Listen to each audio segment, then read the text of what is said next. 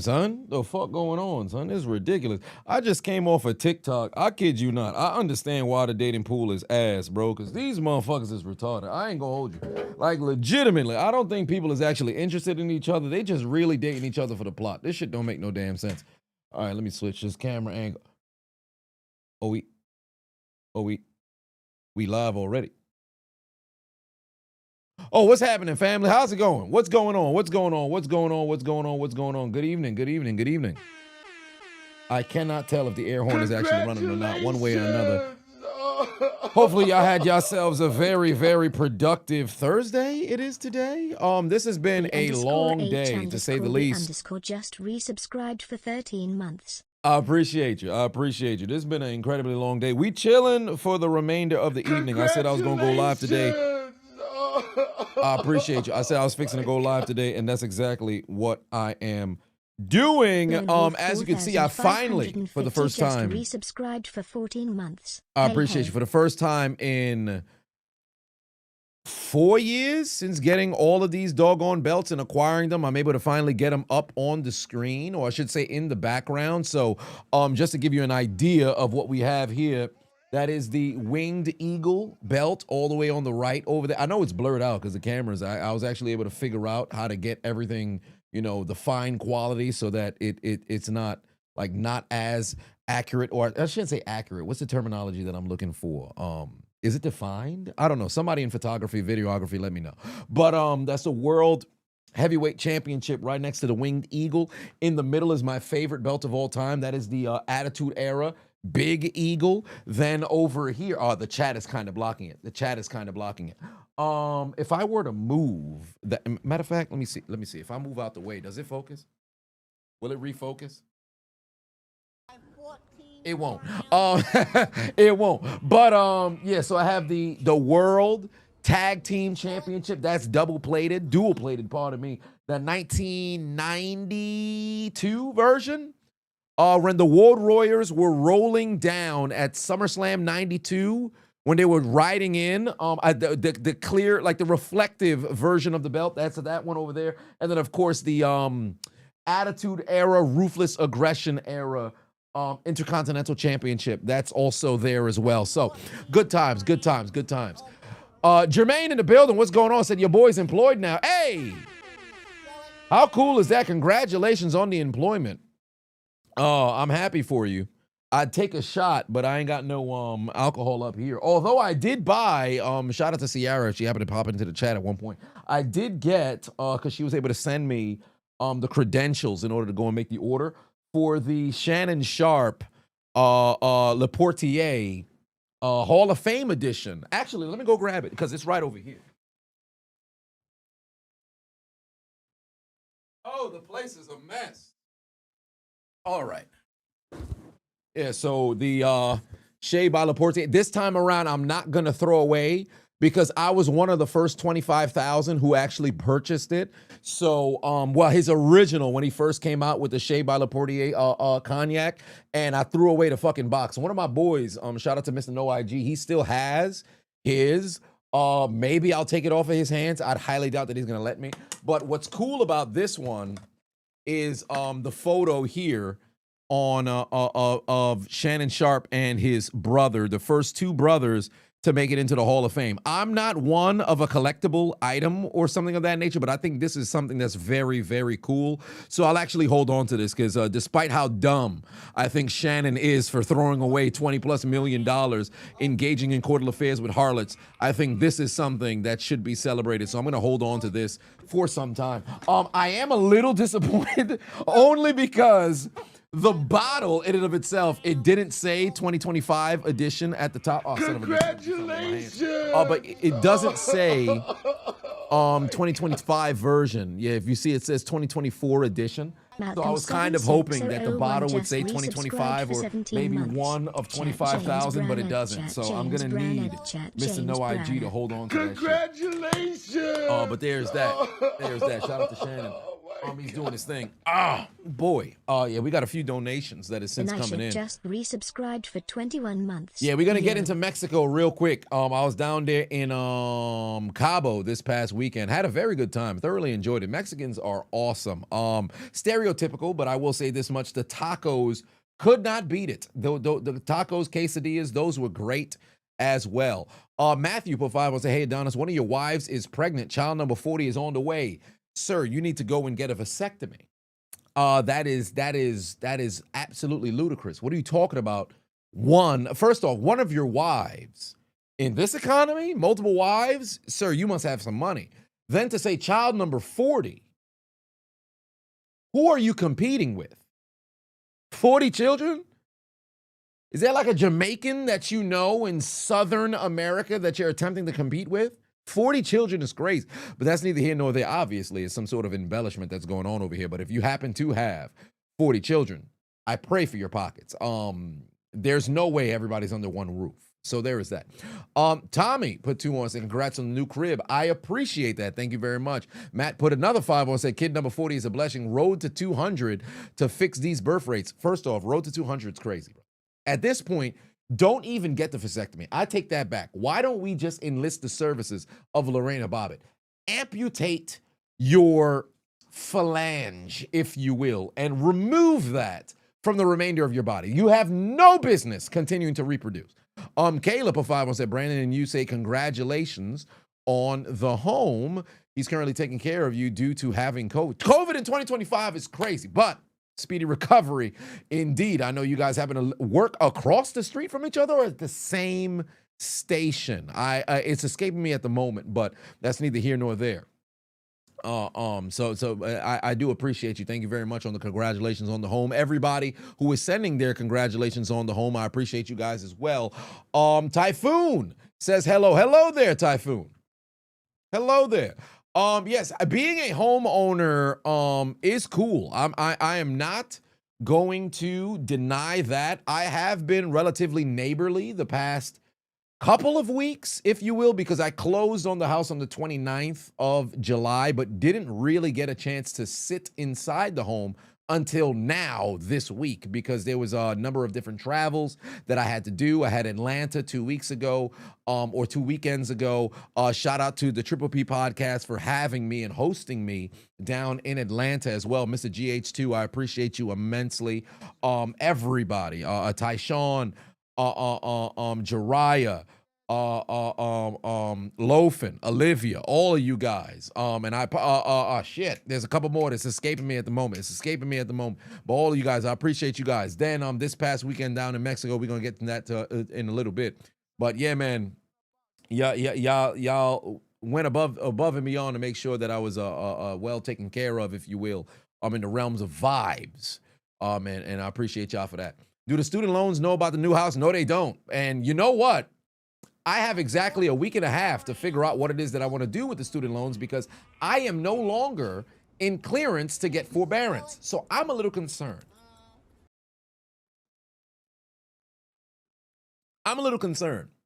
G Bakes Patuan said, "Thoughts on Nick Folk being the Jets kicker?" Oh, he got signed? Good for him. How full circle is that? He started his career with the Jets, went to the Pro Bowl. If I'm not mistaken, this was 2007. Somebody fact check me on it. But 2007, started his career with the Jets, and he's probably going to end it there. So shout out to him. Stick Drift Post said, "Congratulations on the new house." Thank you very much. Let me go check on these student loans real quick. Let me see here. If they do still want that payment at the start of January, because the moment that interest starts to really accrue, I'm out the game. I kid you not. I'm going to have to take the L and make the payment, because as much as I would hope that forgiveness would transpire, because I've said time and time again, it's the one thing as an adult I refuse to take responsibility and accountability for. It's the one thing I refuse to take responsibility and accountability for. I'll be one of them motherfuckers on some, hey, I signed the contract 110%. Did I approve to go and take out them loans? 110%. Solely on my shoulders? Absolutely. Will I want to pay them? Absolutely not. I have no desire to do so. Well, hold on, wait a minute. What's this? $1,000 in interest. Oh, it's starting to climb. Oh no. Wait. What do you mean? $1,100, $1,106.19 in accrued interest. The fuck are you talking about? When? This shit was $750. No, I'm in trouble. Oh, they started the interest already. Oh, this is adulthood. I'm not prepared for. I'm 31. Why am I saying I'm not prepared for adulthood? I've been an adult for 13 years now. Get it together, Adonis. Oh, no. The one payment I've ever made, $19.36 last June, and that was a mistake. Wow, the next payment is due. Oh, wait, the next payment's in November, but wait a minute. When did it start accruing interest? No, this is live. I didn't know this. What's wrong with me? What? Go fuck yourself, government. You're not getting this money. You actually might. You actually might. Shit. Yeah, I'm just going to leave this tab open so I could look at this in the morning. I got to actually pay my student loans. What the fuck? Yo, you know what? I've been ducking them. Since, when did I graduate? 2014? So really, I came out 2015 is when I escaped fully because I graduated fall or winter 2014.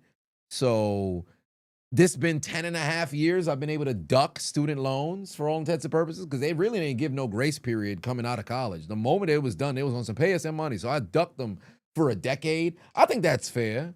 10 years of ducking the feds too is crazy. I wouldn't say it's 10 years, more like 3. Why would I say this? Stop that. You're too honest. Whatever the case may be. Yeah, so they might actually have to get some money out of me, bro, because this ain't it. Shit. If there's one thing I hate, it's interest. And might I add, now being a homeowner, like I said prior, it's been pretty cool past couple of weeks or whatever, but taking on a mortgage is something that I have no desire to hold on to for a very long time.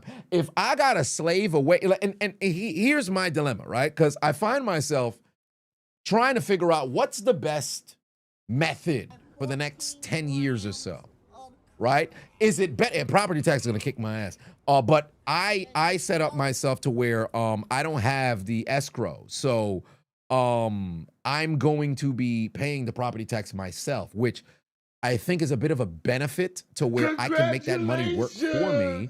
And then at the tail end of the year, make a one-time payment, which is going to suck and it's going to be a lump sum, but you do what you got to do. And furthermore, Ruben024 just resubscribed for 19 months. I appreciate you. I won't get blindsided from making my monthly payments towards the mortgage if I had an escrow and then all of a sudden, hey, so yeah, we increased the property tax, but nobody informed you, so now you owe a couple thousand. If that were to happen to me, I'm crashing out, fam. I'm going on the news. I can't deal with that. I can't tell you how many homeowners I've seen on Instagram, Facebook, TikTok, Twitter, bloviating, pontificating, and complaining about being blindsided by mystery fees on an increase on property tax at the end of the year. So you're sitting there like, hold on, wait a minute. You told me I had to pay X amount. All of a sudden, the year now concluded, and you telling me I owe you bread when you told me at the top of the year I had to pay this X amount. Like, I'm not dealing with that shit. I'm not dealing with that shit. Brian Pafavon said the fact that ESPN is acquiring NFL Network, including Red Zone, makes you madder than an albino trying to hitchhike in the middle of a snowstorm. I'd be upset too, and I can't even blame you. I'm going to make a video about ESPN acquiring WWE and the streaming services. And furthermore, I'm going to double down on the streaming element of across all of sports because it's really destroying the fan experience to consume your favorite escapism, if you will. Big Kennard put 2 on it, said, congratulations on the new house. Brother, keep it up. God bless. I appreciate you. G Bates put 2 on, said, video idea. Reacting to certain Sentai PR fights. I'm unaware of what this is. I'm unaware of what this is. R. Ruben said that happened to you this year. Apparently, you owed another $6K, but then a few weeks ago, your wife had to go to court and they gave it back. The $6K that you paid, shit ridiculous. Now, here's the issue, right? They said you owed the $6K. The fact that you had to go to the court to go and recoup your money back means that you had to pay out an additional $6K. With that being the case, what is I shouldn't say the possibility. What's the probability that you would have gotten that money back had you not went the extra mile and fought to go to court? You would have probably found yourself in a situation where you're sitting on your hands like, yo, I paid this extra amount of bread. They're not going to send you your money unless you really go and try. I think the IRS owe me 10 grand. They still owe me 10 grand. These motherfuckers are they're dragging their feet. When I gave them the money, they was on my ass. But now it come time for them to give me my money back. They dragging their feet. And you know what sucks? I can't just go to an office and get my shit back. You got to sit here and wait for people to send it to you, which I absolutely hate. If I could just pull up to a set location and you got my money there, we good. I'm on the flight, I'm pulling up, and that's it. But the mere fact I got to sit on my hands and wait, and y'all keep dragging y'all feet, and I know exactly what they're going to do. Because when it come time for them to send me my bread, they're going to sit over here and be on some, these upcoming year taxes, what we're going to do is allocate the money that we owed you and put that towards the outstanding balance. You had a whole year to send me my bread. You ain't want to send it to me. I know it's going to be some bullshit, fam. It's going to be some bullshit. They always do that shit. It irks my soul. G-Bates Platoon said PR meaning Power Rangers. Oh, Power Rangers, you blame Nick's vote. Okay, so reacting to some Power Rangers fights.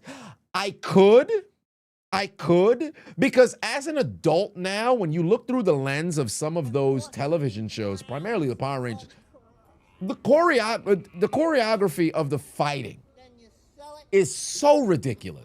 But you have to look at it through the childlike lens. So it's kind of difficult for me. It's kind of difficult because I feel like I'm going to be ragging on something that I enjoyed so much as a kid, but now I'm viewing through an adult lens. I don't know. I have a bit of cognitive dissonance in that realm, if you will.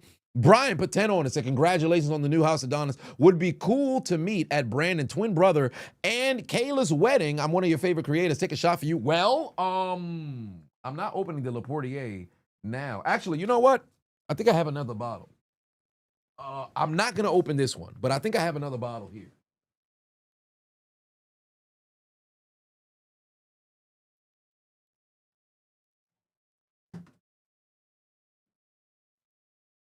All right. I got another bottle here. So I'll take a shot for you, brother. I'll take a shot for you, brother. Ah, shit, my finger. Okay.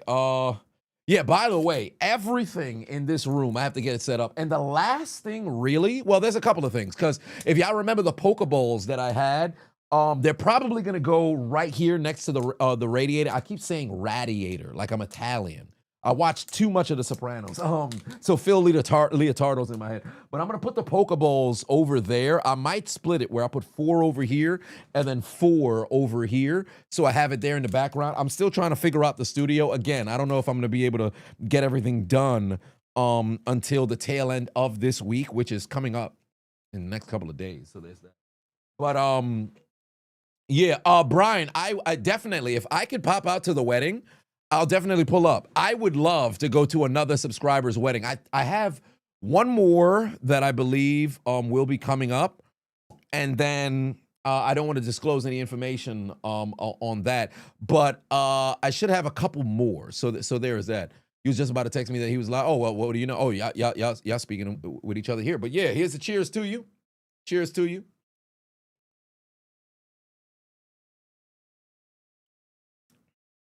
Golly, man. Hey, say what you want about celebrity alcohol. This cognac by Shannon Sharpe and his team, ridiculously smooth, man. And I may be somewhat of a drinker. Maybe I'm an alcoholic, but it's ridiculously smooth. I'm gonna leave it right here. I'm not sponsored, so I ain't gonna leave it on the camera. So there's that. I did 20 years in the can. It's hilarious.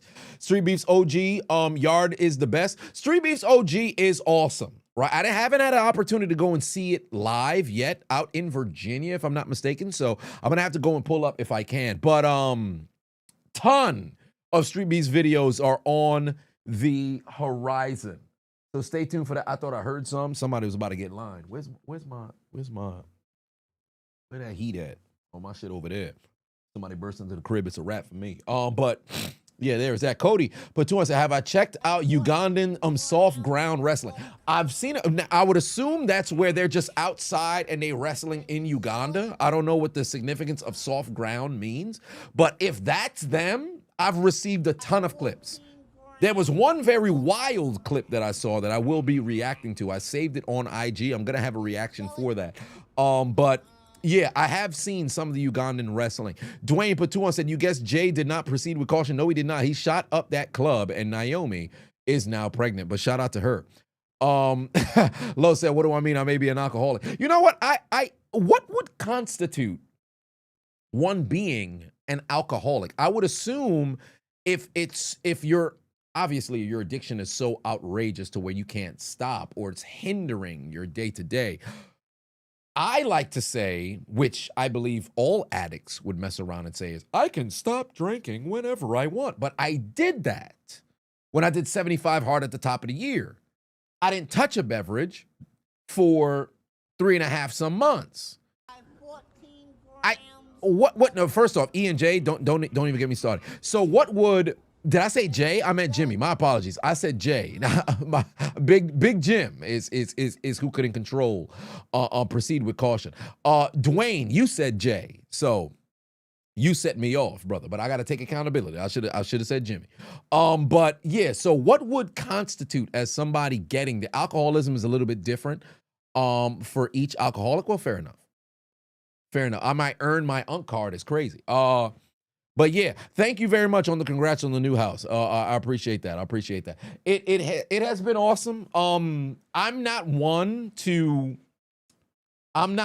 see emptiness and want to fill that up with a bunch of things. I'm trying to be as much of a minimalist as I can within the home. But like I was saying prior, I'm in a bit of a dilemma because I want to know, or I should say I have to see what's the best steps moving forward now having acquired the home, because I'm not viewing this house as an investment unless it was a rental property, which unfortunately I could not get under my belt in New York City. It wasn't happening, right? Even in Long Island, it wasn't happening. Like for a multifamily, they were so incredibly out of the price range. And the biggest problem is, okay, cool. Let's just say if I go into the deal and I'm supposed to go and recoup that money by way of getting tenants and people to go and come in, you have to also factor in, what if you don't find a tenant? The times in which there's a vacancy, you're eating a higher percentage of expenses. You're just not being very financially responsible. And you don't want to sacrifice the main income coming from the cash cow. So just got to be very smart. So I say all that to say, I have two options. Either three. One, spend the bulk share of the next 5 to 6 some years. Every dime that comes in is now allocated solely towards paying down said mortgage. Or take that bread that comes in, still pay at whatever it is, the percentage that I'm at right now. It's like a 6.74. It's brutal, bro. It's fucking brutal. I should have bought a house 5 years ago during COVID, but I didn't have the money. Could have had a 1.8 interest rate. Ridiculous.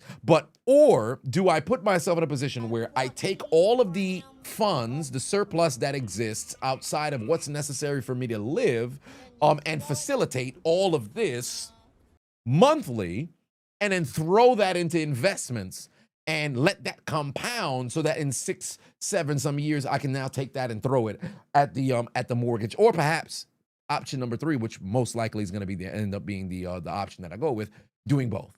So I'm just trying to iron all of that out in the meantime, trying to figure out what's the best avenue, because everybody has a different story and situation. So I would like to believe my earning potential is increasing, but knowing how volatile things are on social media, there's a possibility things can mess around and dip and decrease, or possibly I could lose the channel. Maybe I'm not bringing in as much income. So there's a lot of things that have to be taken into account. So there is that. Reality Shift put 50 on it. I appreciate you. Said your booty itches. Here's some Diddy bucks. You mean 50 bucks, sir? First off, where's my flashlight? Might be downstairs. Yeah, my flashlight is in the bedroom. But you need to be stopped. What you talking about your booty itch? Why did you share that with us? We didn't need to know this. What's good with you? FTX put 5 on, said been a long time fan. Looked from the east to the west, back to the east, and back to the west. For me, is my house in the shadow realm. Of course it is. Who that for life? Chris Patuan says subscriber house party. Do the harlots get in free? No.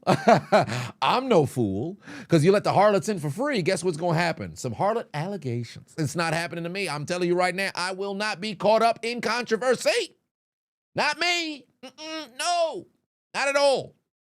You will not Kyson at me. Hey, I was at the Chiseled Adonis house party, and then somebody touched me. It's the Chiseled Adonis responsibility to make sure nobody gets touched. I don't even know these people. Well, it happened underneath your grounds. We should call the authorities on you. Wait a minute. How did these people even get it? Who brought them here? We need to put them in cuffs. Call the police.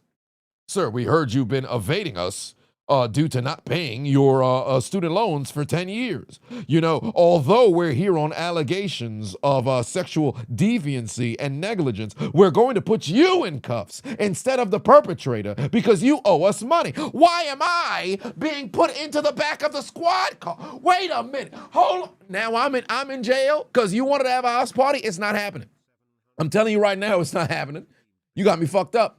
Barry in the building, put 20 on it. Said mid-20s now going through the struggles of life and hustling day and night. It's not fun even trying to preserve it. Now you're contemplating joining the military, hoping for a better life, or hug a tree in devious ways. Well, for one, I'll tell you this much. It's never, I don't want to say it's never.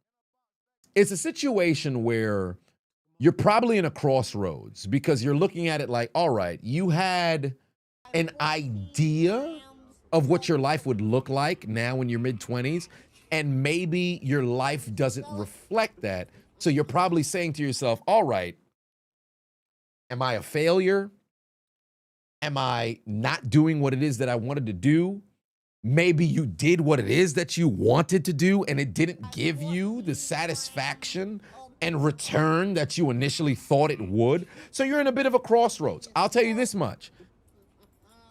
It's not fun because perhaps your perception of what's happening is incorrect.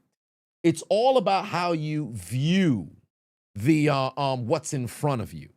You would have to change your perception. Rather than saying, damn, this didn't work out, you could say, oh, I'm grateful, I'm learning from this experience, right?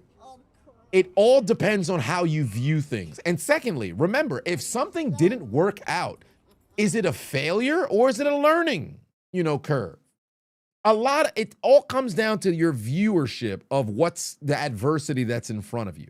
Now, I'll say this much, in the realm of the military, if you were to join, you have to join for the right reason. Because there's a lot of people who go just for the benefits, and then ultimately everything that you experience creates a trauma that becomes an albatross in your entire life. So if you are going to join, you have to join for the right reasons. And furthermore, I think you should speak to people who are already enlisted in the services to have an idea of what's to come. Because if you go in there unprepared, you have a world of shocking experiences ahead of you, which is a good and a bad thing, depending on how you deal with that stuff, So that's something that you should really consider. But above all else, I'll say this much.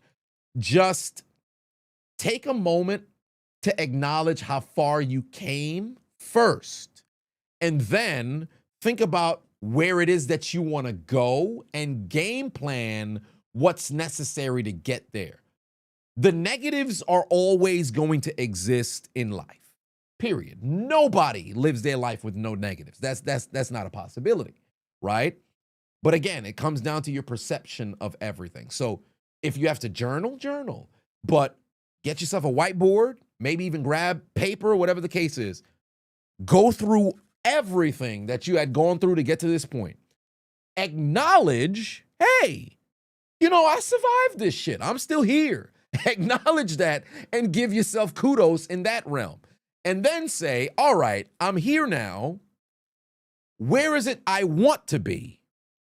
Have an idea of where it is that you want to be, and then figure out what's the game plan to get there. And I'm so glad you said that, Black Freakazoid, because that's exactly what I was about to say next.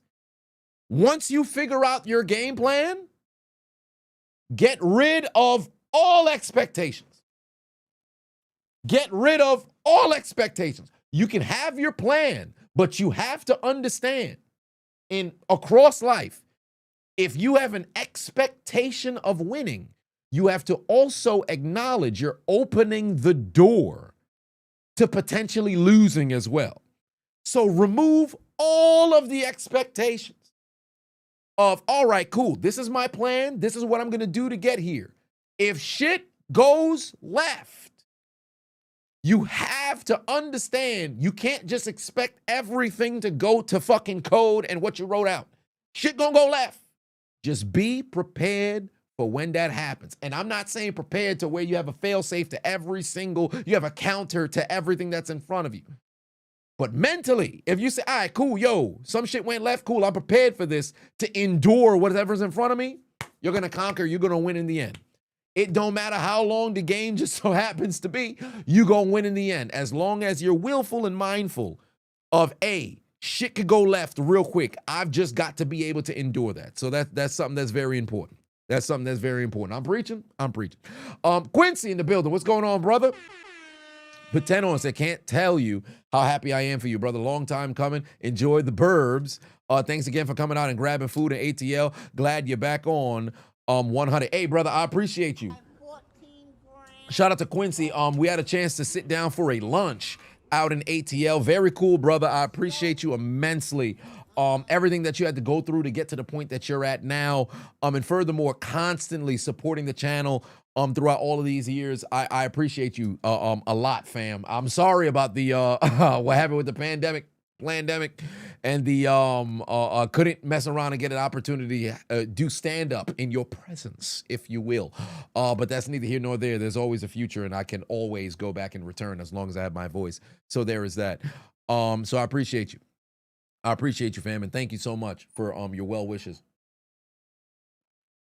Horace, the Great Pavavon, said, did I watch Are All In? Oh, did I watch Are All In? What are my thoughts on success? Did I watch Are All In? What do you mean by that? What do you mean by that? You probably corrected yourself. Let me scroll up. What did you mean by that? Did I watch Are All In? AEW, oh, pardon me, AEW All In. I did not. I did not. But what are my thoughts on success? Well, I kind of have like a Patrice O'Neal viewership of success, because what is success? You have to define what it is straight out the gate. Some people think it's a monetary kind of value where it's a set number that you would have to earn in order to go and call yourself successful. Some people think it's like a status symbol. Let's just say if you're a YouTuber, the 1 million subscribers, is that considered making it? For me, it's just being able to be with my friends and family and enjoy myself. Like, that's ultimately what was the reason why I stayed in New York, because it's foolish financially to remain in New York. It's dumb as hell. But for me, the reason why I do what I do is to just be able to have very cool experiences with my friends and family. Easy Money Snip 22 if I is was now to go following. elsewhere, I probably won't have that happen on the frequent level that I would like, per se. So there's that as well. Chris, keep it 100. Say congrats on the new crib. I appreciate you. Thank you very much. 17 Lord Fire for 5 on said, here's another Diddy Fitty. You gotta stop with this Diddy Fitty. You gotta stop with this Diddy Fitty. What's going on? K-Dub said, yeah. By the way, K-Dub, I popped into the Discord. I saw you was doing the dumbbell benches with the 105s, I believe it was. Good form, brother. Good form. Glad to see that. Oh, by the way, I am in the midst of locking in the gym membership that is closer to the new house. And you know what I enjoyed the most about it?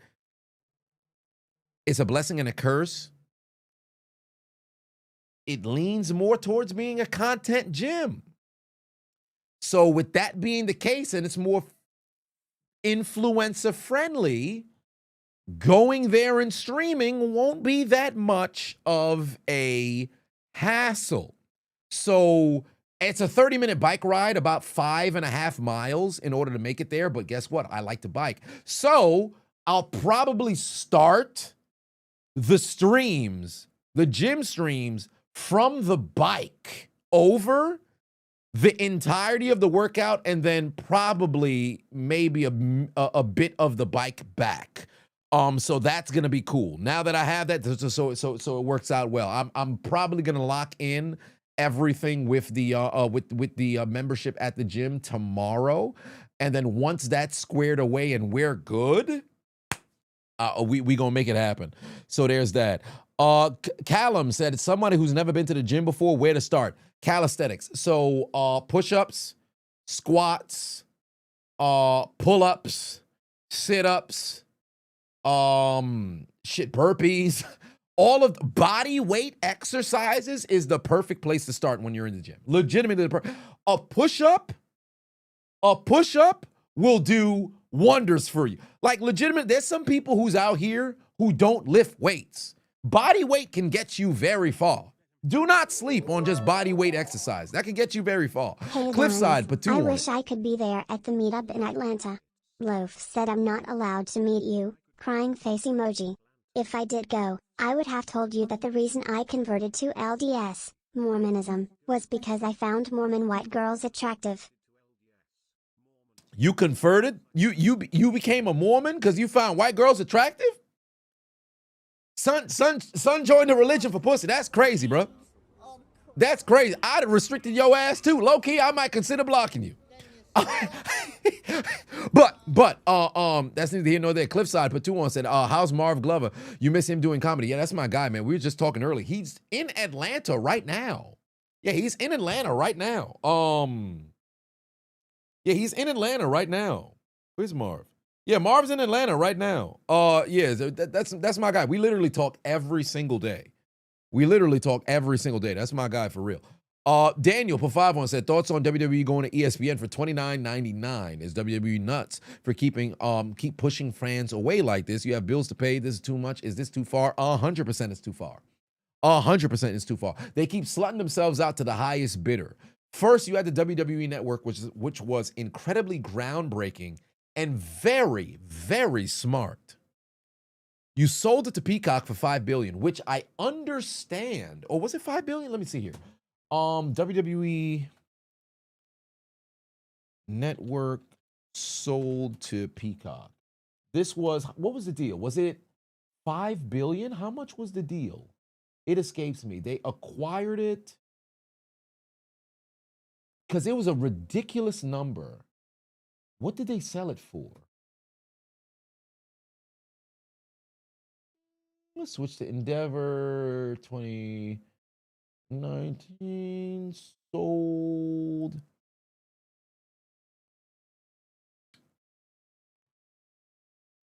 It was $5 billion, wasn't it?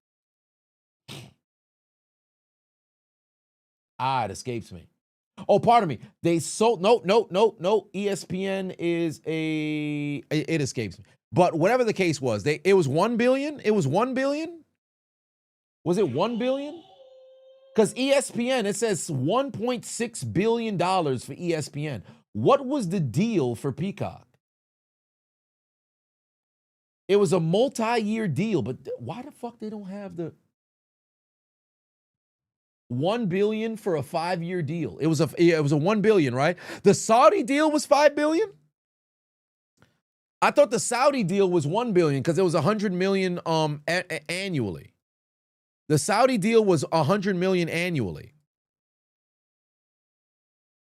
It was in the billions. Whatever the case is, they slutting themselves out to the highest bidder, right? And I understand if you want to ultimately get that bag and make your money, I understand it. But the problem is they're banking on the fact that the people are never going to stop tuning in. But there's only so much that you can ask the average person to deal with. It's only a matter of time before folks is on some, hey man, listen, I got a family to facilitate. And as much as I enjoy consuming the product, I don't think I could pop out to those live shows anymore. It's not going to happen. And for those of you who went to SummerSlam this past weekend, Peacock, WWE was 5 years, 1.6 billion. Oh, well, there it is. So for those of you who had a chance to go to SummerSlam, and I'm sure a number of you guys who've gone to WWE PLEs, pay-per-views, whatever you want to call it throughout the year, you'll see the difference in the influence of TKO and the increase in pricing. Night one of SummerSlam, they blacked out a number of those 200, 300 sections to where people can sit there. All of a sudden, night two, they had those available because I guess John Cena's on the card, more people is going to come out, whatever the case is. But how many times do you find yourself having to do that throughout the year?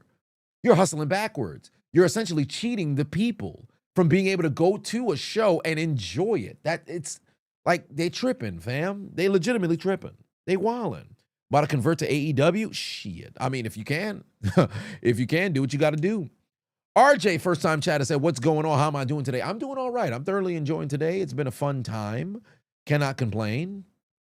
Mrs. GH2 said, check the notification on Discord. You got a story you need me to read. On Discord? Shit. Okay. Isn't it a story time? No, it's not. Or maybe it is. Let me see. I'll look into it. Hey. Where should I go look to go and find? Oh, it's in the story time. Got you. I will look into that. Why is it not? Is it not here? Am I in a Genjutsu? Oh, there it is. Okay. I got it. Wow. Wow. That's got some length to it. I am still scrolling. All right. I'll look into this for sure. Let me keep this open. I'll keep this open and in front of me. Story time, motherfucker.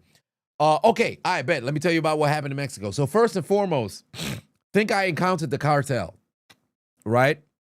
I think I encountered the cartel. David said, please, can we see more of the married couple with the colored bottles? I'll be killing you with the reactions. Oh, stay tuned. We got some more on that. Those damn lunatics losing my goddamn mind. But yeah, so basically, oh yeah, it's after hours now. But yeah, so here's what happened in Mexico. So for one, I wish I recorded the entire interaction. I only have the first 3 minutes, and really the only reason why I wouldn't want to go and showcase a ton of it here. Let me see if I could get kind of, okay, so here we go. Here, let me try to see if I could get a still shot. This is the Mexican police. Okay, so yeah, so this is the Mexican police here. This is when they pulled up, and they stopped me here. That's the first officer. Let me see if I have the shot of the second one. Just to give an idea of what transpired over here. Okay, he's not holding the. There's the second officer. That's the second officer over there. Got to see, because the entire time it's myself and a few other people that are there in the vehicle.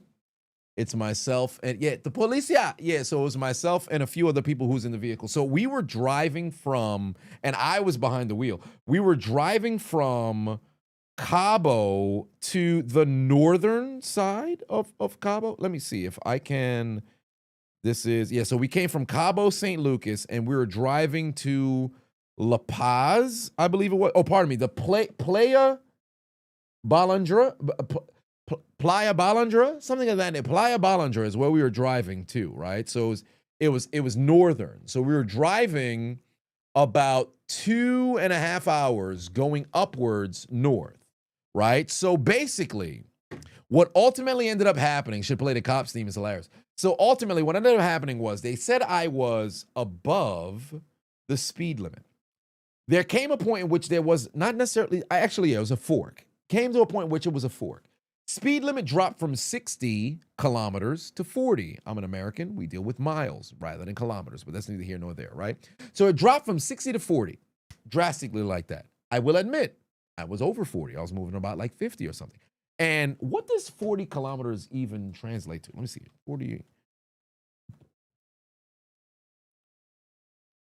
40 kilometers to miles. 24, pretty much 25 miles per hour, right? So I make the turn, and at this point, I had been driving for about 2 hours, right? I'm maybe about 20 minutes away from my destination. I make the turn to continue to go, but now towards the left.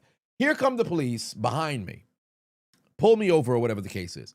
The first cop, as seen here,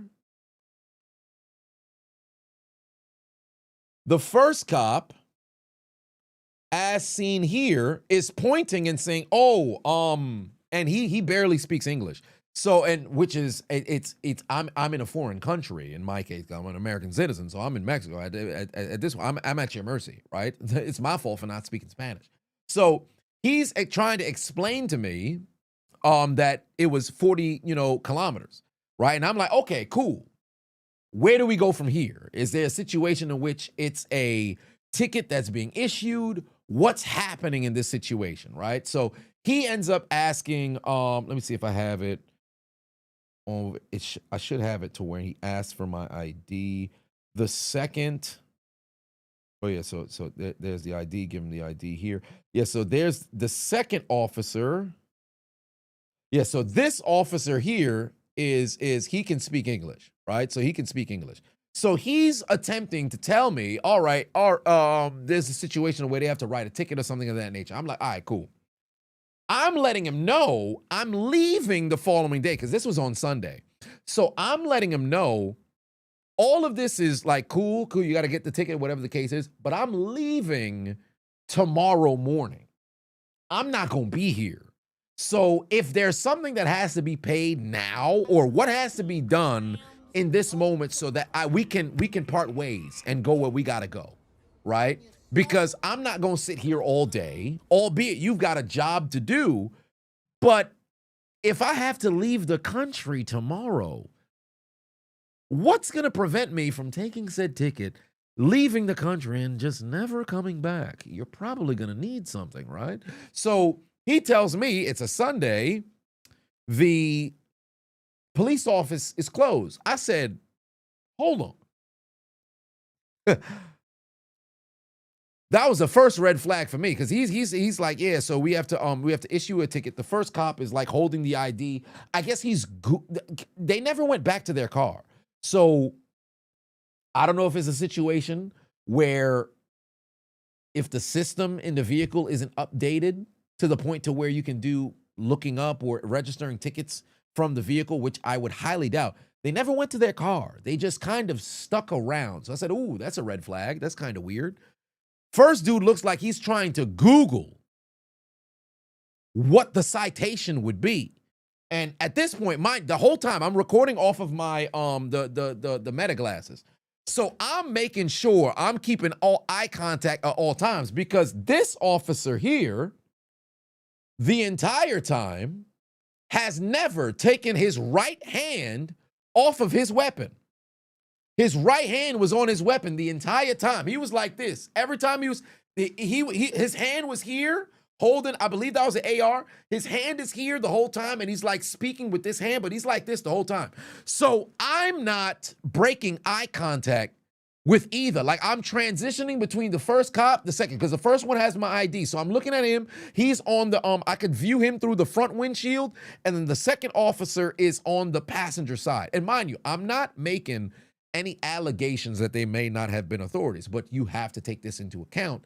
And I don't want to say it's a lawless state down in Mexico, but let's call a spade, the cartel run shit over there, right?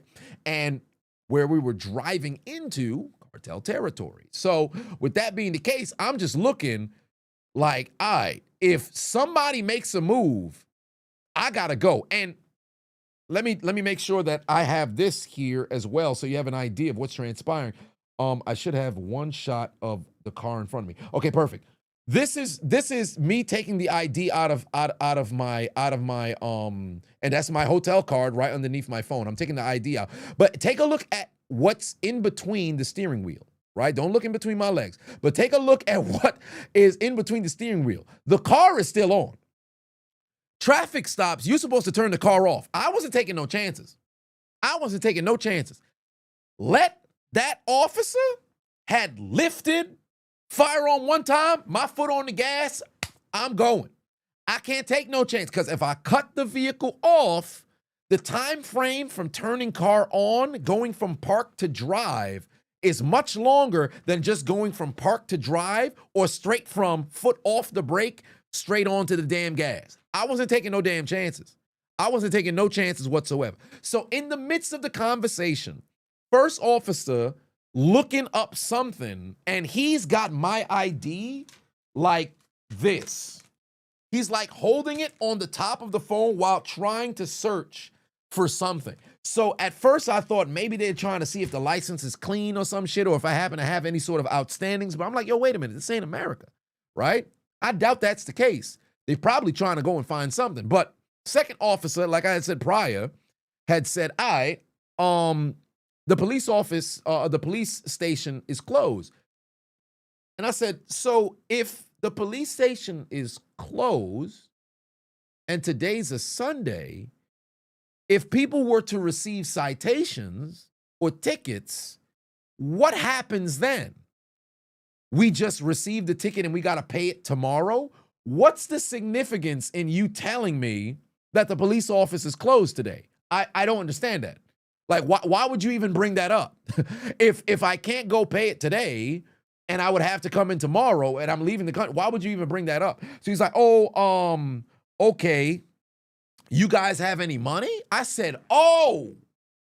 And mind you, the whole time I tried to, my demeanor, although I'm still like looking the whole time, I'm trying to remain as astonished, because this is something very important as it pertains to discernment, right? And how you carry yourself in moments like this. If you agitate somebody who has leverage, you're fucked. Remember, motherfucker got a gun in his hand. I can't get mouthy with a motherfucker who got it. I'm in a foreign country. All he got to do is, and that's it. That's it. Oh, we're gonna go out there and get justice. You never know. Motherfuckers that got packed up in Mexico, nobody would ever know. So you guys got, and I started looking like I'm a freaking, what they call them? I was part of the step team or in the Southern when they doing this shit. He was like, yo, y'all got any money? I was like, oh shit.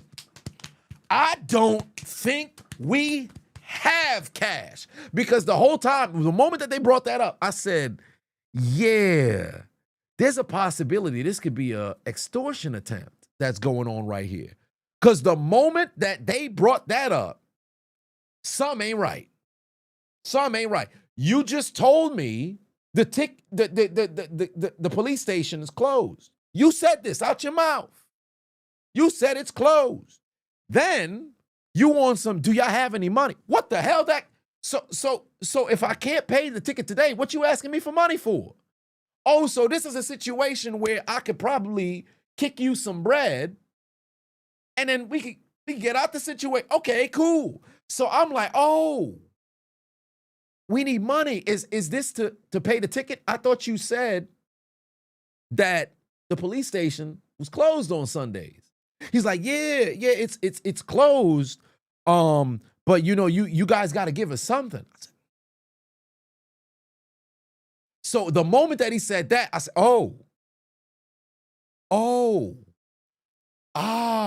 so the first thing that went through my mind was, so what happens if I had no bread?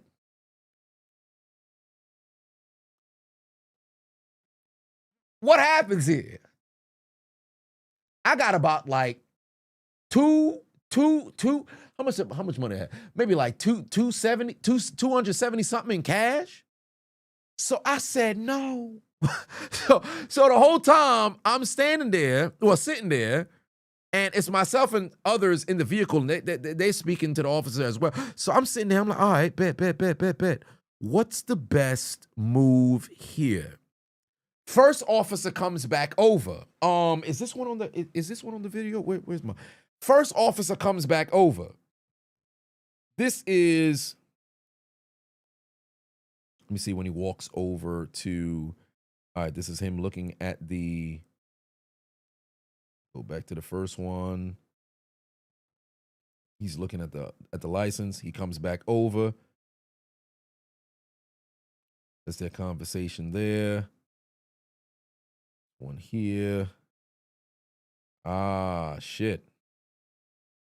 See if I have when he comes over. Oh, well, kind of, but it's not really in the video. He just walks, in that direction, but he's not. Yeah, he kind of walks in that direction, but he's not all the way there. He walks in that direction, but he's not all the way there. But basically, the first officer comes over to the second, and then he like whispers something in his ear. The second officer, who was holding the gun the entire time, he then says, yes, so it says that the ticket is going to be, what was it, 4,500 some pesos, something, either 4,500 some pesos or 5,000. All I know is it translated to along the lines of 250 some dollars, which US dollars. And I said, that's crazy. Somebody's pulling my leg here. That's crazy. 250 something, 250? What are we doing here? So the moment that son said that, I'm like, oh, we getting extorted. We getting extorted like a motherfucker. So I'm on some, you know, I don't know if I got that much. So immediately we start like getting to deliberating, trying to figure out what it is that we could give son. _B is now following. So he could let us go without having anything escalate. So we start talking in Creole because everybody was Haitian. So we start talking in Creole. My shit is damn near Kringlish because I'm the worst, Creole speaker. So we just trying to figure out, so what we gonna do, son? They're like, son, talk about $250. You're not getting that shit. What's going on over here? So we end up coming up with, it was $116 or so. Like, yeah, this all we got, man. This all we got. And he was like, 116. Like, yeah, man, this all the cash we got. He was like, yeah, so where were you guys going? At this point, we can't give intimate details. Like, yeah, we just driving. We was coming from Cabo. We going up there. Oh, so you guys are staying here? Nah, actually, we going over here just to go see the beach in Playa, and then we going back down to Cabo, and that's it. Then we leaving in the morning. Like we can't give no additional details because who's to say they can't A, follow us, B, send where it is that we going to somebody else and we get caught up, or C, they just figure out what the plan is, plot, wait, and catch up with us again. So ultimately, we just said, I bet. We took $116. We say, yeah, it's all we got, man. Sorry for the misunderstanding. That's all we got. Mind you, the whole time, homie is still hand here. And anybody who's ever held like a firearm, your finger is supposed to be on like the side of where the trigger is at. You don't keep your finger near the trigger. This man's index finger was still curled.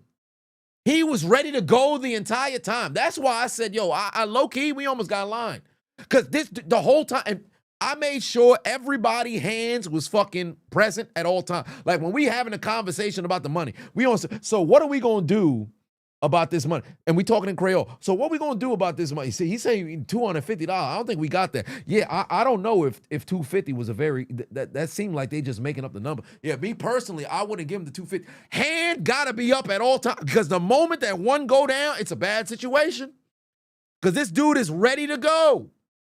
But needless to say, gave son the $116 some dollars, but we didn't hand it to him until he gave me my ID back. Because if we did the transaction, he still had my ID, I would have been fucked. I'd have been tight. Because now they could get even more out of you. So, needless to say, gave him the 116 after we made sure that the exchange happened first, gave the ID first. I got my ID back, gave son the bread, and then we was up out of there. Just wait. I didn't drive off first. Made sure they drove off first. So I was just sitting there waiting. He did something along the lines that you guys could go. They made the U-turn, went down our way, and that was the end of it there, son. But that dude, no trigger discipline whatsoever. Like, that finger was curled. That finger was curled and around the trigger the entire time. I couldn't lean over, go look to see if the safety was on or whatever the case was. They were ready to go. That's why a piece of me felt like, hey, these folks might not mess around and be some cops, man. You could have easily got some rinky-dink vehicle, or maybe it could have been an official, police vehicle, and you happen to go get yourself some uniforms from some location, and you just take advantage of some folks. Because at the end of the day, I'm not in my country. I'm in your country. I'm at your mercy, right? So if it was an extortion, hey, you got me. If it was a legitimate traffic stop, I think that was a very interesting kind of ordeal. And bribing, my way out of it, if that would categorize it as, I'd look at it more along the lines of extortion. But hey, I was able to survive and get back, because my number one goal in the entire interaction is to be able to make it back in one piece. You don't escalate things in different countries and think that it operates like you're in America. I saw countless videos of ladies in the Middle East turning up, thinking they could do whatever the fuck they want, and finding out, unfortunately, that ain't the case in foreign countries and nations. That is not the case. You think you could just come in here, do whatever the fuck you want, and get away with shit? Nah, bro. Shit gonna go left. Shit gonna go left. I saw a dude, what is it? Is it in Dubai where it's illegal to like spit on the floor or some shit like that? Somebody was like excessively spitting on the floor. They damn near jumped this motherfucker. Spitting on the floor. Damn near jumped this motherfucker. Gripping the sheets. I don't know about no gripping those sheets in a vehicle. What's going on? But it was wild, fam. It was wild. Tell that to Dubai tourists. Yeah, some folks be doing too much. Some folks be doing too much. Julio said, is somebody going to suck my meat, or is getting 200 pesos? It's crazy. I don't know about all that now. I don't know about all that now. You done packed me up. I don't know about all that. Oh, my God. Did I see the Diamond Gym videos? I don't think so. 412 just resubscribed for 10 months. What's up, bro? Glad you got the crib. I'd if you saw my earlier message, but I'm currently in the hospital with a pretty rough infection in my leg, and I'm gonna be here for a while and could use some encouragement. But the good news is I've lost another 20 pounds. Hey, Big Fat Paulie, I'm happy to hear that. You lost another 20 pounds. That's awesome. Very, very, very saddened to hear that you're going to be in the hospital for a bit, given an infection. For one, stay hydrated as much as you possibly can. Make sure that you have some loved ones pass by and give you some actual, food to consume. Hospital food is never tasty. And furthermore, I don't think it provides the nourishment necessary to actually go out there and recover effectively.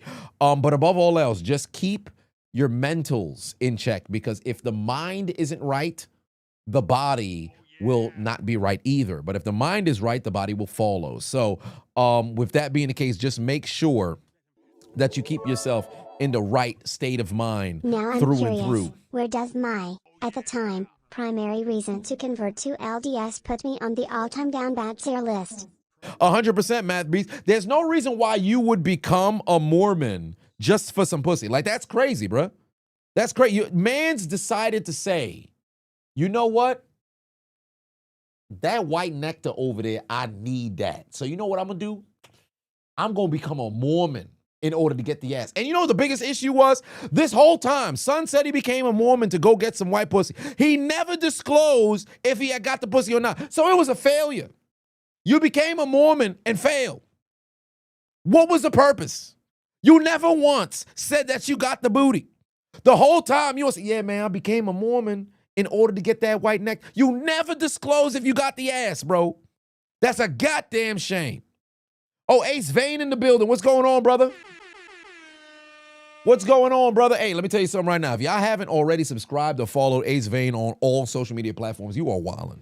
You are absolutely wildin'. You talk about any voiceover kind of goat, commentary goat, y'all better make sure y'all go and subscribe to Ace Vane, fam. This brother is hilarious. Let me tell you something right now. My favorite video, Star is now following. of Ace Vane over the years, by far, Lex Luthor, Superman.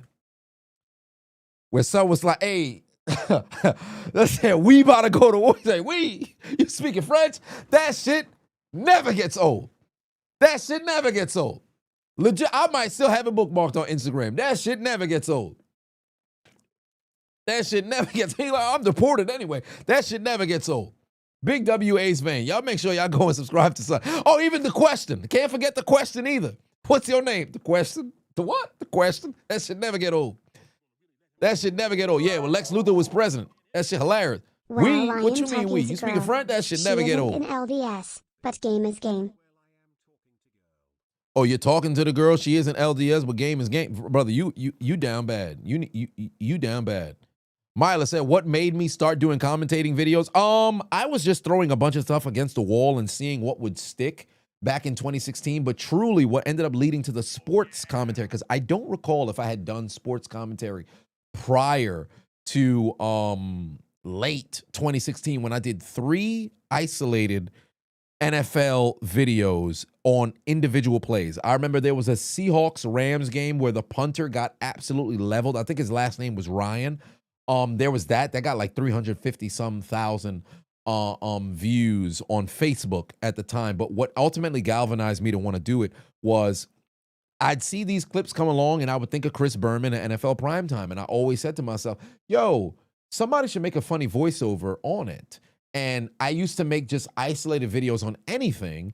So that was something that popped into my mind. I did it. Although I saw a little bit of success, but it wasn't something that I wanted to keep doing up until the 2017 NBA Finals, when I said to myself, hold on, wait a minute. Maybe I should do this regularly. And then I started really getting into voiceover on sports. So that's ultimately what galvanized that. Corey in the building. What's going on, family? Resubscribed, or I should say he's been a member for 34 months. That's a long time. I appreciate you. Charlie put 5 on, said, yo, how am I doing? I see ticket prices for WrestlePalooza. Nosebleed is going for $150 without additional fees. Ordinary people can't afford decent seats. That's exactly why the show rate of WrestlePalooza is going to be ass. Motherfuckers is not popping out for that.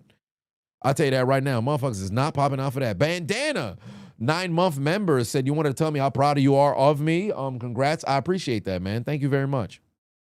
Thank you very much. I appreciate that. It's been a long time coming, man. 9.5 years making content. 9.5 years, entertaining the masses. At least I would like to believe I am.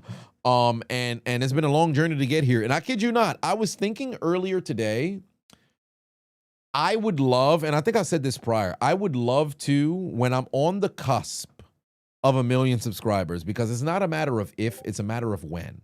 I would really like if it was later this year, but I would need something to pop off to where it can really get people to come in and resubscribe, or I should say subscribe to the channel and shit. But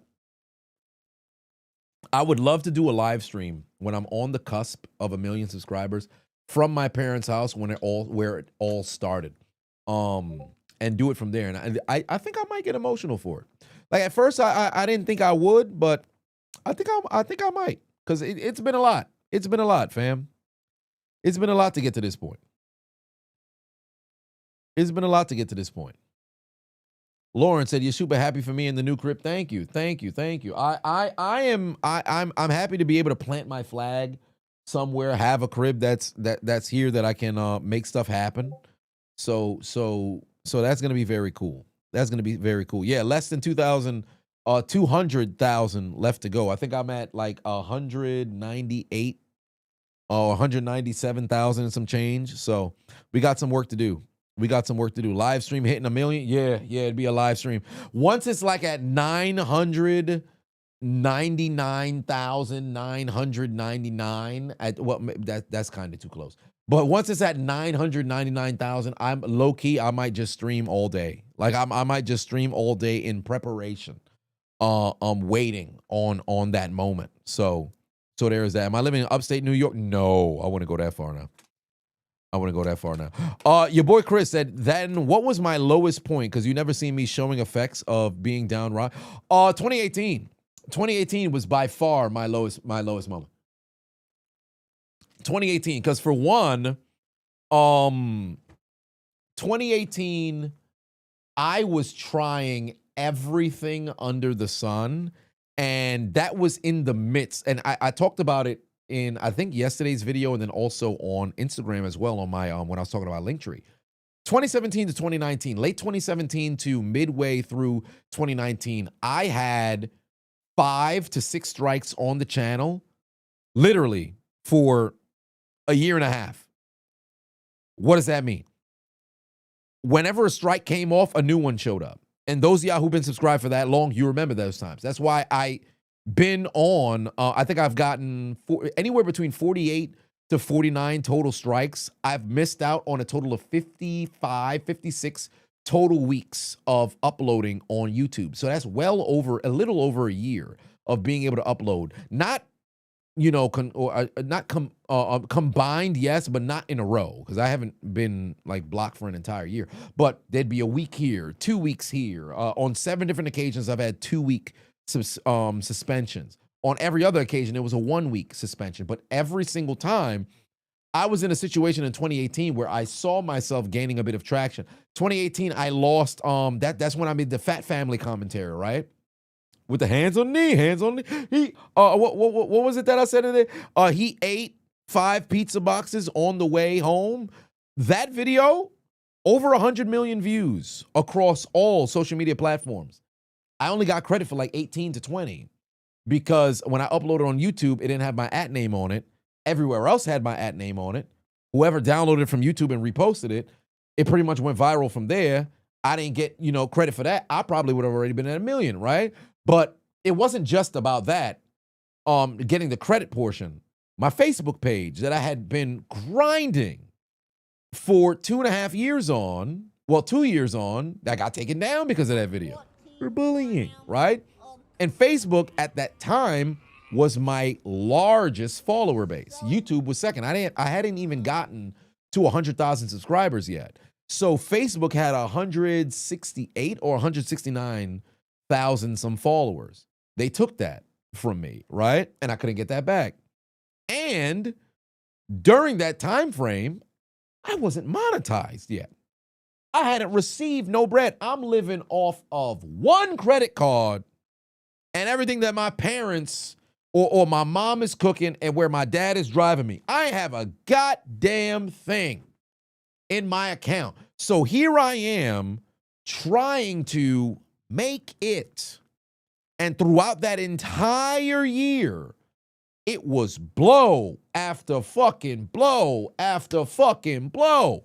They took down Facebook, and then I didn't upload on, I didn't even want to make a new one because I was so fucking angry about it. YouTube, I was in a complete bind that entire year. 2018, I stopped talking to my mother. Mind you, we lived in the same house. I didn't talk to my mom for 2.5 years. I spoke to her for the first time. What was it? It was late 2021. It might have been longer. We had a bit of a falling out because I was like, yo, you two set in your weight. But all of that was projection based off of just straight anger of everything that was happening with uploading on content. And still, I had to put on a brave face to go in there and upload or whatever the case is. End of that year, my aunt died and everything. Unknown Adonis had gotten sick. It was blow after blow after blow after blow after blow. It was brutal, fam. It was brutal. And easily, it got to the point where at the end of the year, like right after my aunt passed, this was the day after Christmas. I thought about it on New Year's. I'm like, man, you know, is all this shit worth it? Like, is it worth it? Is this what we doing? I think at that point I was on the verge of, what was I, 24? Yeah, so I was about 24. I'm like, man, I don't know if I don't know if this shit cut out for me, fam. But I had to keep telling myself, life is a roller coaster. I'm just on the down right now. That's all it is. I'm just on the down right now. But it was brutal because despite me saying, hey, you know, things are going to turn up, things are going to turn up, things are going to turn up. It was wild. It was wild, man. Duran, what's going on, family? I appreciate you. So it was bad. No, the hurricane thing, that was 2017. I think 2017. No, 2016. I mean 2016. So it was a lot. It was a lot. But situations like that, you just got to endure.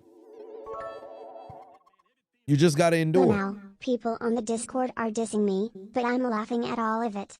You made my night, UNC. UNC is crazy. Kid call me Unc is crazy, bro. I'm only 31. Justin put 20 on, said, I usually post in the commentaries, but nevertheless, day 47 of convincing the viewers this man deserves 1 million subscribers. I appreciate you, fam. And I always see your comments there on the shorts. And even on the long form, whenever you get a chance to go and post those on those days. I appreciate you, man. I appreciate you. Elijah said, do I remember there is the deer problem in America from 2017? Yes, I remember that. I remember that. Is it too loud with the $20 on the topic? Is crazy. Hey, let me see if I could lower the volume on this here, because maybe it's a little loud. Yeah, put it down a little bit.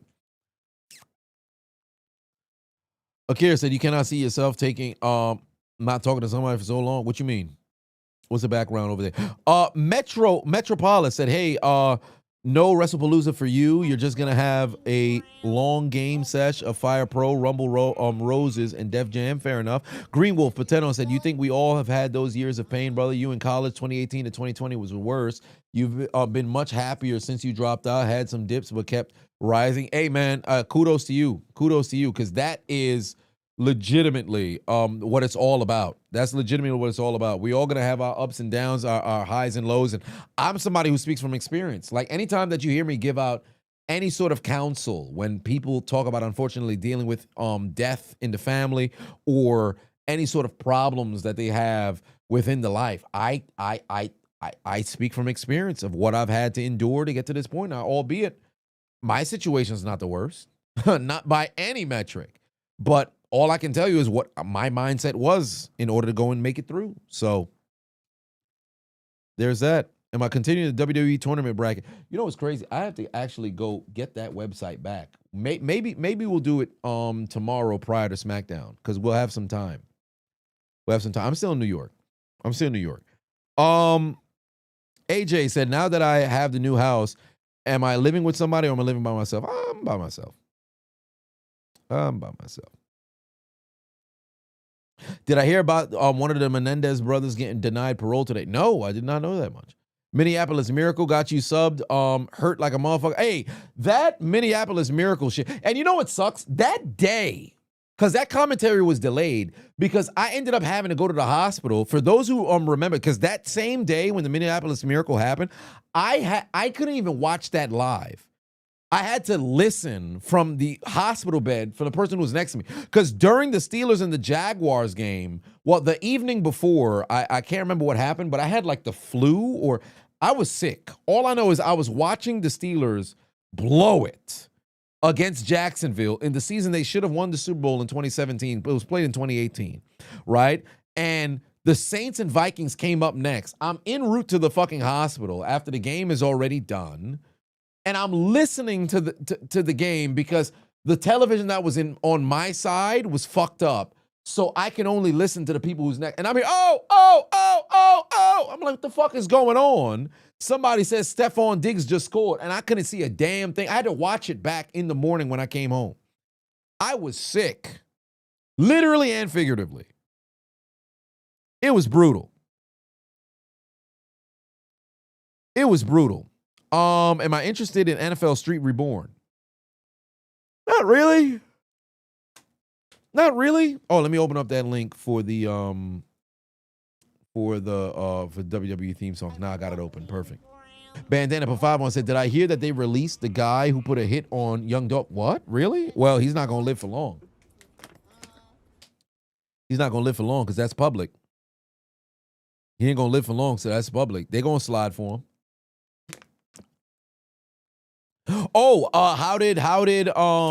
not talking to my mom for 2.5 years. So basically it was years of frustration. Cause my mom, for all intents and purposes, would be, I know it's overused terminology, but she would fall under the umbrella of that of like somewhat of a narcissist to a degree, right? I hate the terminology because people have driven it into the ground, but it's my mom, right? But she always downplayed and devalued what it is that I do. But Caribbean households, that's kind of what you're going to get when you do something that's relatively unconventional. But I was wrestling with the fact it's like, yo, I've now, at that point, I had been doing it for like 2 years, right? And you see, I'm purchasing equipment like my lights. I didn't have like the mic or all this other stuff yet, but I'm putting money into trying to go and build out this here business and content creation. I'm doing all this shit.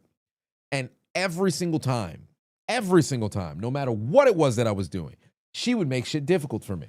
For those of y'all who remember the Hold My Nuggets podcast, when it was me and my boy Marv, the resident Hobbit, there was one of the final episodes that we had taped before he ended up, having to leave comedy or whatever the case is, right? Where we were recording in my parents' house. My mother started a service in the middle of the podcast taping. Mind you, we had a discussion. Hey, I'm gonna be working. I'm recording this pod. Marv's coming over. We just don't make no doggone noise. And mind you, I didn't have like the best of mics. I had my Zoom mic that was like in between us that could pick up all the different noise. This lady's she's cleaning in the background. She's cooking in the background. I'm like, all right, you know what? I think I can endure this. It's not getting too loud or whatever. She started a service, and you'll see in the clip. In fact, let me see if I can find it. I reached to go get my sandal because I'm about to snap. I'm legit about to snap. But at this point, yo, we about to go to blows. Let me see if I can find it. Let me see if I can find it. This is where we at here. Nope. Not this one here. Is this one in the house? It might be this one. Let me see. It'd be hilarious if episode 27. It might be episode 27. Let me see. Is it this one? I don't think so. Yo, this is crazy, bro. The mic would cut after 30 minutes every time. Bro, we did not have it. What year was this? This is 2020? It is 2020. This is already in the midst of us not speaking, right? But all of this, I say all this to say, it was a brutal. Yeah, I was gonna throw my sandal. Yeah, I was legit gonna snap. I was legit gonna snap because it was a very tough time. But ultimately, what led to me not speaking to her was I just couldn't deal with like the negative energy, constant pessimism. Like, cause the thing with my dad was, he didn't understand what it was that what I was doing, but he never put me down per se. He would always say, "Oh, go back to school, get your 4-year rather than just having the 2-year," because they just assume, hey, you go to college, then life would just be better or whatever the case was. But my dad never really discouraged me per se. He wasn't on some, hey, I got your back, I believe in you kind of situation. But he never really discouraged. My mom, the countless amount of times where I would record and it reached towards 7 p.m. Eastern Standard Time. My mom's coming home from work. She was still working at the time. She was one of those people, or is one of those people, because she still does it now, even though I don't live at the house. She rings the doorbell. Repeatedly, despite the fact that she has keys. She rings the doorbell for somebody to open the door. And it doesn't matter if you see the lights are on, the blinds can be open, and you can see I'm recording. She'd ring the doorbell repeatedly. And this would get caught in the midst of recording. I wouldn't post those videos because obviously it's fucked up now. And y'all all know I like to do everything in one take. I'm not, oh, well, I'll have this and then I'll cut. I hit record and I go. That's me. I hit record. Think about all of my rants. I go. There's no record. I just go. That's a skill that I have. Some may call it a talent, right? So all of that was ultimately being hindered by way of her coming home and ringing the doorbell. So I had to deal with all of that. Then the constant discouragement of what it was that I was doing. Anybody who's Haitian, you know the terminology tantan, right?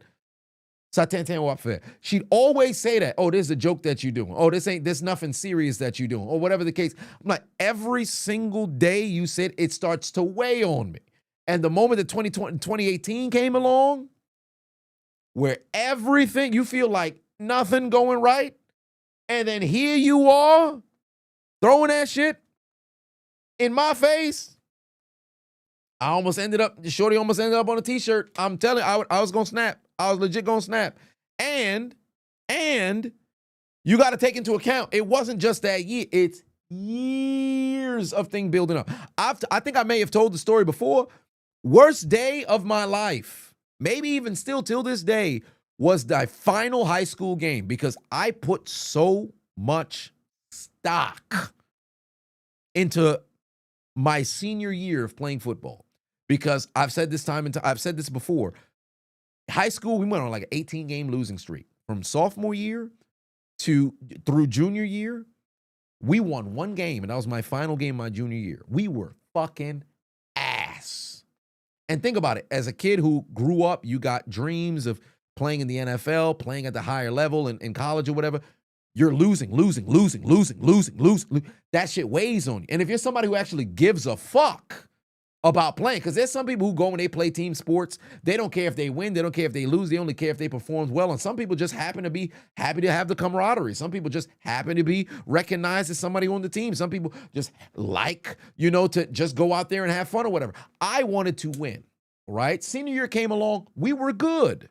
Went 7-2. We were winning. This felt like the fucking TV and the movies and everything, to where it's like, yo, you endure L after L after L, and now it's your moment to go and get a W, right?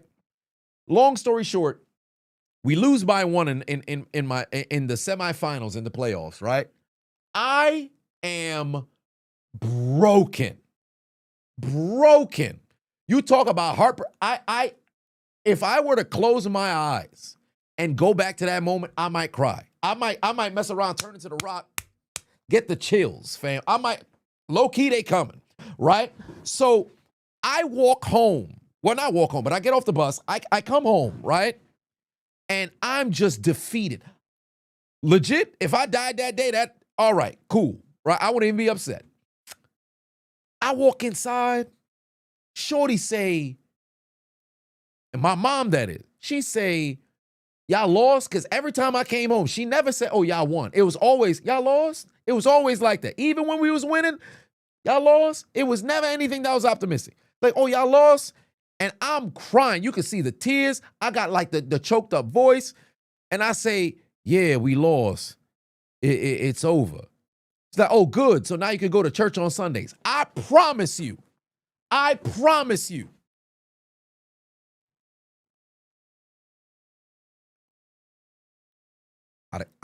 align my mom. I kid you not. I'd align my mom right there. I'd align my mom. And you got to understand. I'm 17 at this time. I'm 17. My whole world shattered. There's no sympathy. There's no words of encouragement. There's no acknowledgement.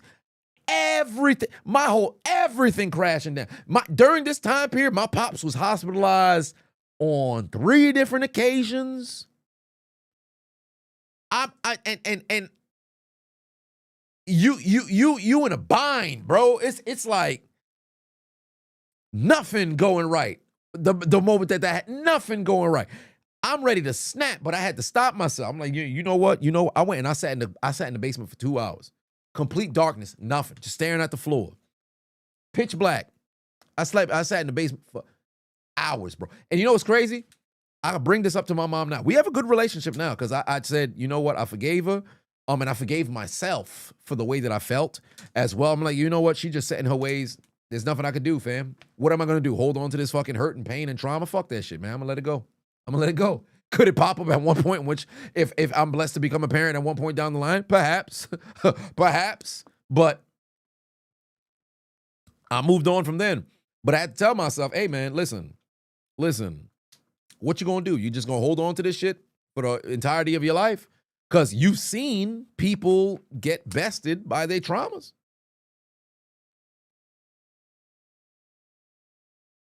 That's just, so I'm like, I don't want that to be my story. So I'm just going to let that shit go. Deron said, not to be mean, rude, arrogant, ignorant of all other words, but my mom was to you a very negative person. She is. She is. Was going to say something else, to be honest with you, but no. Yeah, she was just a negative person. And here's the thing, like one of the things was for her, she came up and her pops got, in her opinion, her father, got killed, but I think it was just alcohol poisoning, or whatever the case was, right, in Haiti. And we were very sheltered, myself and the Unchiseled Adonis, growing up as well. And I can't fault her to a degree for how she operated per se, because she's not a terrible person like that. She's not a terrible person. This just a portion of her personality and how she carried herself that I really disliked, because it always followed through. Like, for example, till this day, if I had the Unchiseled Adonis here and he was to tell the story, the horror stories that he happens to have with my mom, his first time he got his license, or was it his permit? It escapes me. I think it was the license. He got in the car and we were getting ready to drive home. He was so excited because he had just gotten the license or whatever. And it's myself, him, my mom, my dad, and then one of our childhood friends who's my brother's very close with now, and they're still working together. So shout out to Josh. And my brother's so excited because he gets a chance to finally go and drive, right? And my mom was like, she told my dad, I don't think that he should drive. He might crash the car.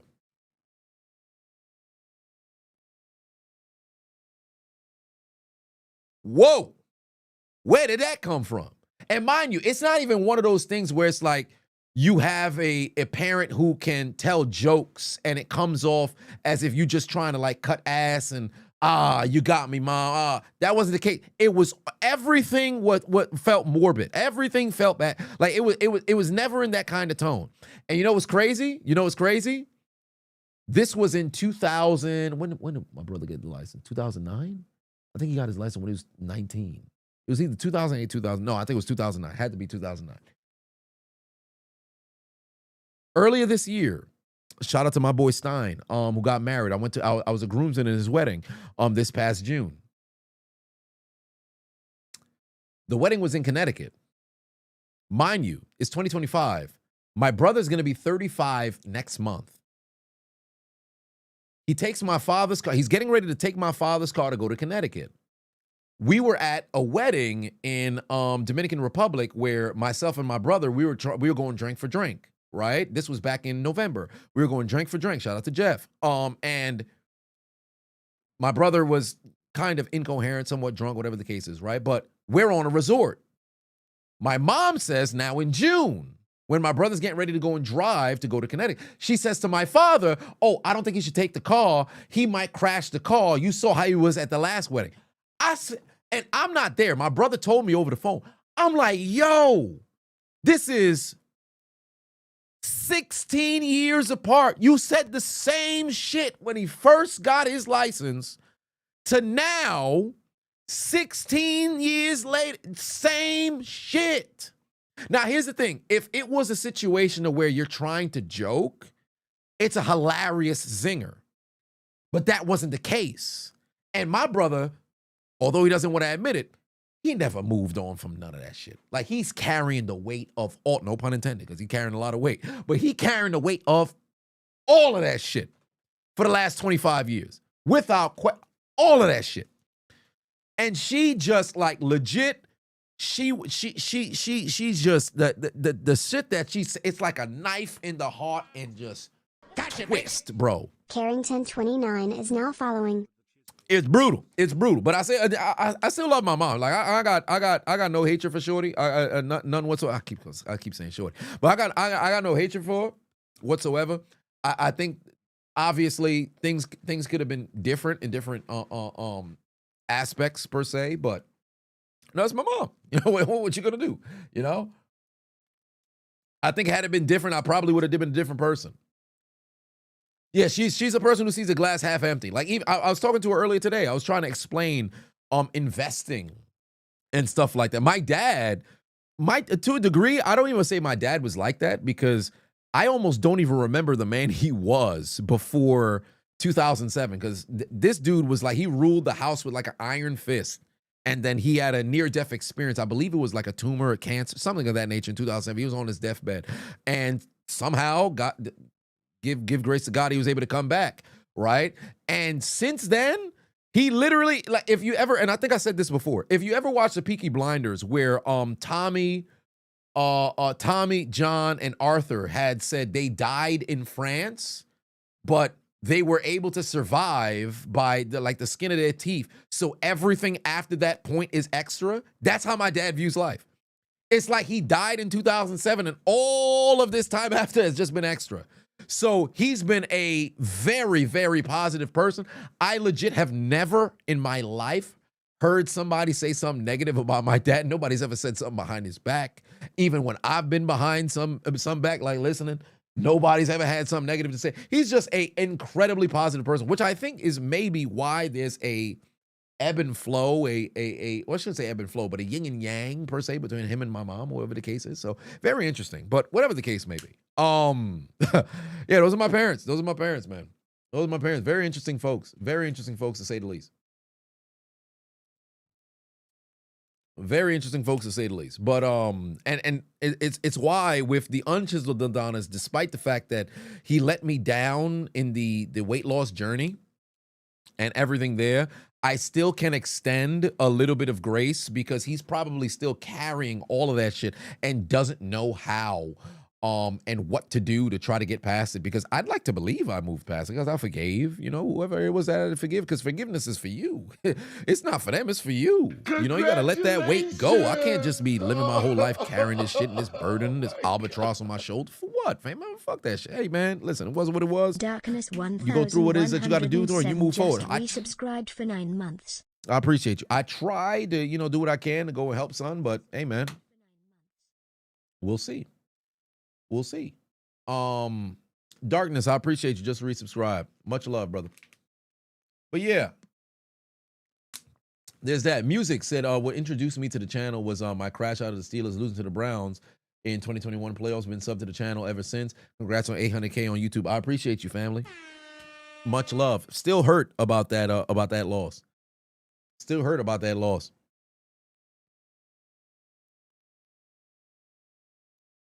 Yeah, I mean, there's a lot of times in which I probably could have messed around and crashed out. And I think with unknown Adonis, with him and his family, he probably has that feeling a lot. I'm glad that he's in a much better place now than he was a couple of years ago, because this dude probably would have lined he could have had a Benoit kind of situation, no pun intended, but legitimately, it's like, yo, you going through the fucking kidney failure and everything of that nature, and then you kind of feel like your parents is not necessarily against you, but they're not seeing seeing things the way that you would like them to see it, because you're the one who's actually enduring the pain or whatever. But then you got to also take into account they lost a son before, you've lost a brother.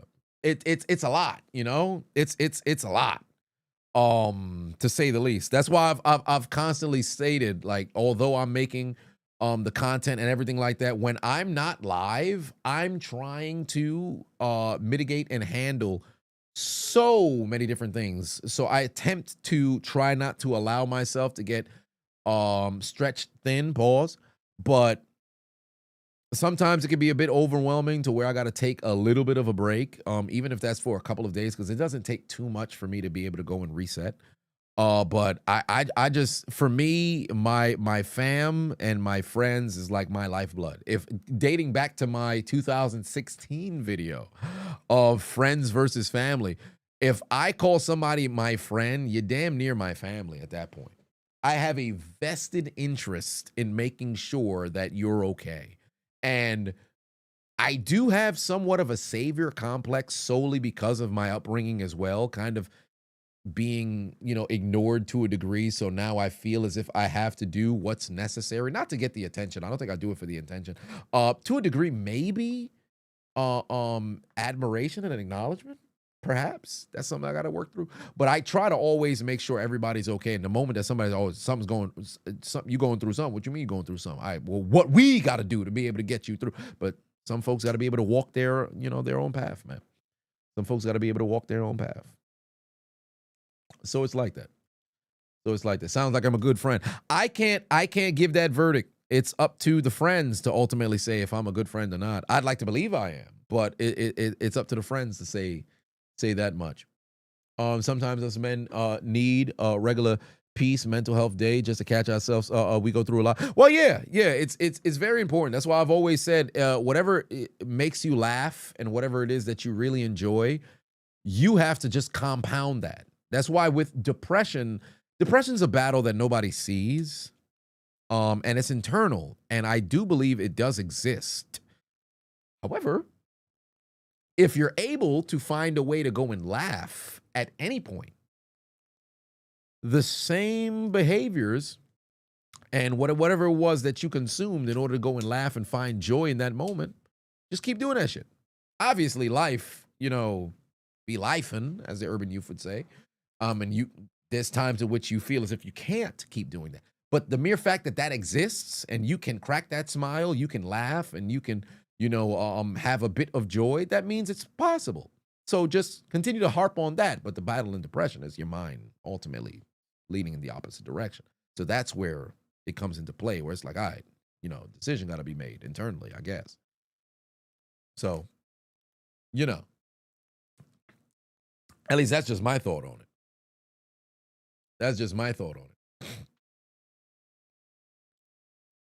I should box Death Sentence on Aiden Ross stream. I should box him on Aiden Ross stream.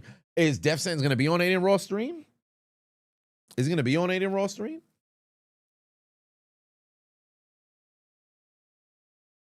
I got a lot of shit I gotta catch up on now that we actually settled into a degree. Got a lot of shit that we gotta mess around and catch up on. Kayla said, you wouldn't have known about my channel if it wasn't for almost 3 years spent with Brandon since you've been a subscriber, especially come in with your thirsty Carmelo Hayes comments. Yeah, yes, indeed. And I think he's actually going to have a bit of an uptick. He might get his hands on that U.S. championship at one point down the line.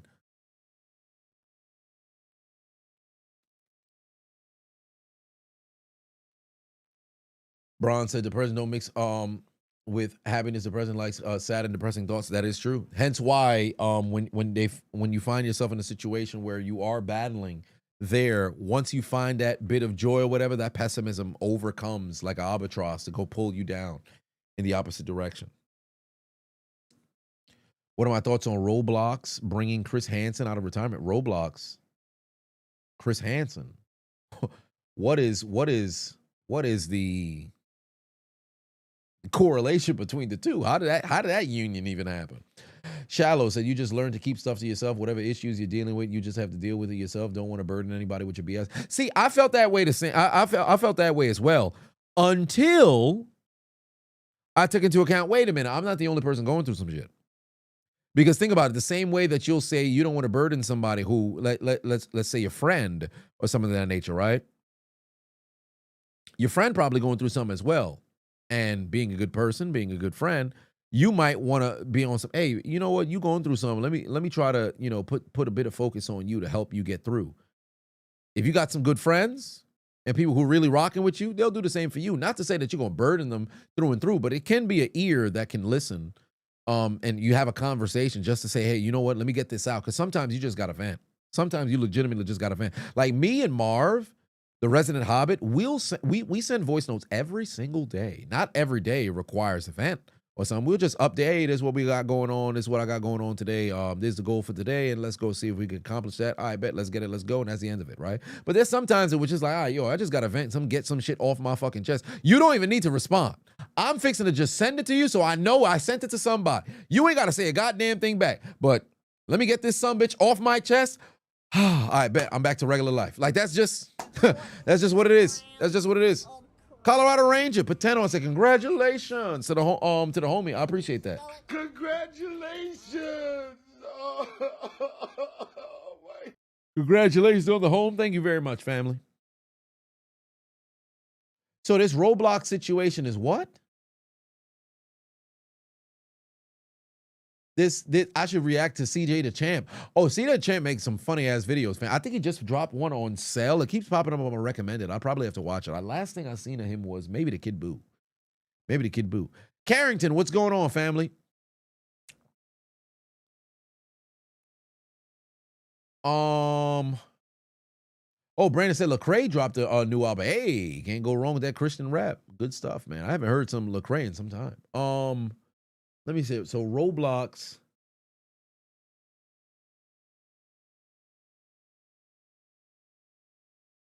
Let me see. They're saying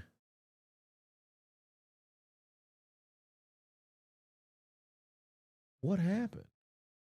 Chris Hansen to get with Roblox. Nah, man said, do I have any advice on getting back into working out after being sick?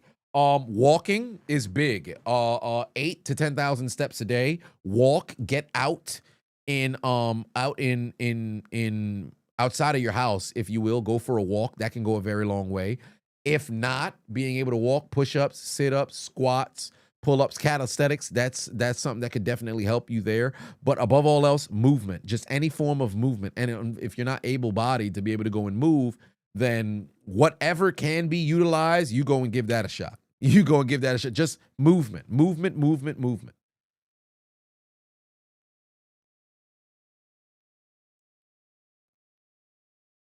Movement is big.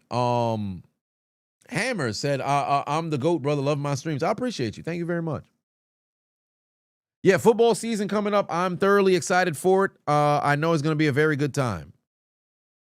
Your boy Chris said, thoughts on the streamer that died live on Kick. Oh, I think I did see a tweet about that where I think the other streamers who were streaming with him were bullying him. So somebody's going to get investigated. But yeah, I think I saw one tweet or two tweets about that. Very concerning, because if the whole shtick and gimmick amongst his friends were, let's try to brutalize, this guy and make him look less than and put hands on him and tease or whatever the case is, I think that was a losing model to go with. And then now that Sunset's passed on, they're not only going to have to put out a statement, they're going to have to address everything that's being said. So it's very, very unfortunate for that guy's passing. And may he rest in peace. But above all else, I would hope that if in the event it was the actions of the fellow streamers that played a role in his passing and there's foul play that's there, I'd hope there's justice for his family. Expeditiously.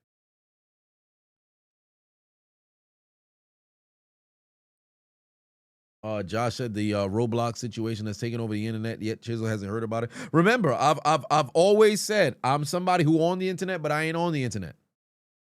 I'm somebody who's on the internet, but I ain't on the internet.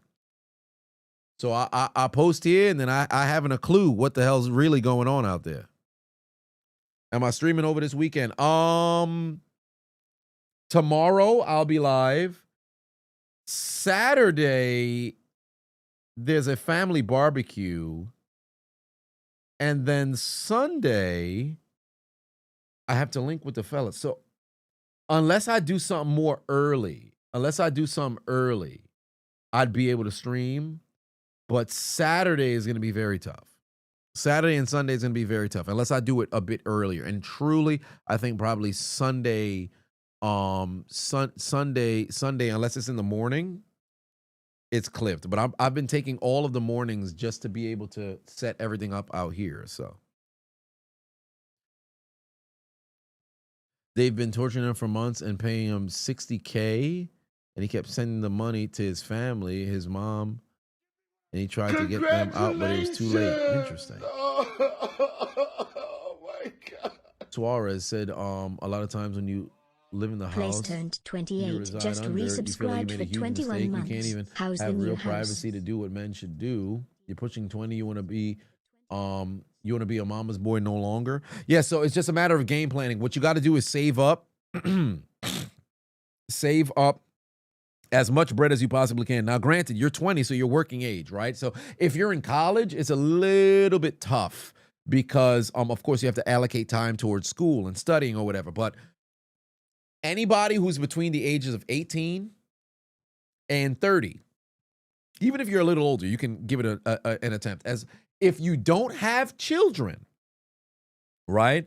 Or you're not actively having to financially take care of somebody, you got to increase the amount of hours that you're working weekly. I'm not saying you run yourself into the ground, but you have to take a step back in order to take a couple steps forward. So if that means you got to work anywhere between 12 to 16-hour days, you should only be in the crib. I know I'm going to sound like Kevin Samuels, but you should only be in the crib. Shit, shower, and sleep. That's it. Shit, shower, and sleep. That's it. Get your ass outside the crib. Stack up your bread. If you living with your parents and you don't have to worry about paying an overhead, work as much, stay out the house as much as you can. If you got to sacrifice a whole year, you go damn near monk mode. You ain't online. You're not chilling with nobody. You telling your friends, hey man, listen, I'll see you in 12 months. I got to hustle. I got to grind. Stack up as much bread as you possibly can. Then you build up your nest egg. Put your feet to the fire and you're back up against the wall by way of moving out. If you got to get like a rinky-dink fucking studio apartment, 1 bedroom somewhere, I know it's expensive, but if you save up for an entire year, you'll have enough money to be able to cover the funds for a crib for the entirety of the year. Don't pay the entire year up front. Don't do that. Hold on to your cash so you can replenish it as you go. But get enough money to where you can at least facilitate a year-long period of time where you out on your own. In the midst of being out on your own, don't fuck away that experience. Obviously, the first couple of months, now you by yourself, you got your own crib. There's some stuff that you always wanted to do. Feel free to go and do some of that shit. But remember, you got to be on your mission. You got to be on your square. You got to be, on your purpose. So that stuff is important. Sometimes you got to take a step back. Some folks don't want to take that step back. Some folks don't want to take that step back. And above all else, some folks don't want to put their feet to the fire. You got to put your back up against the wall. You got to put yourself in a spot in which sometimes it's do or die. You have to figure it out. Like, this is very important. Once you have that safety blanket, I could always kick it at mom's house. I could always kick it at dad's house. I always could go to grandparents' house.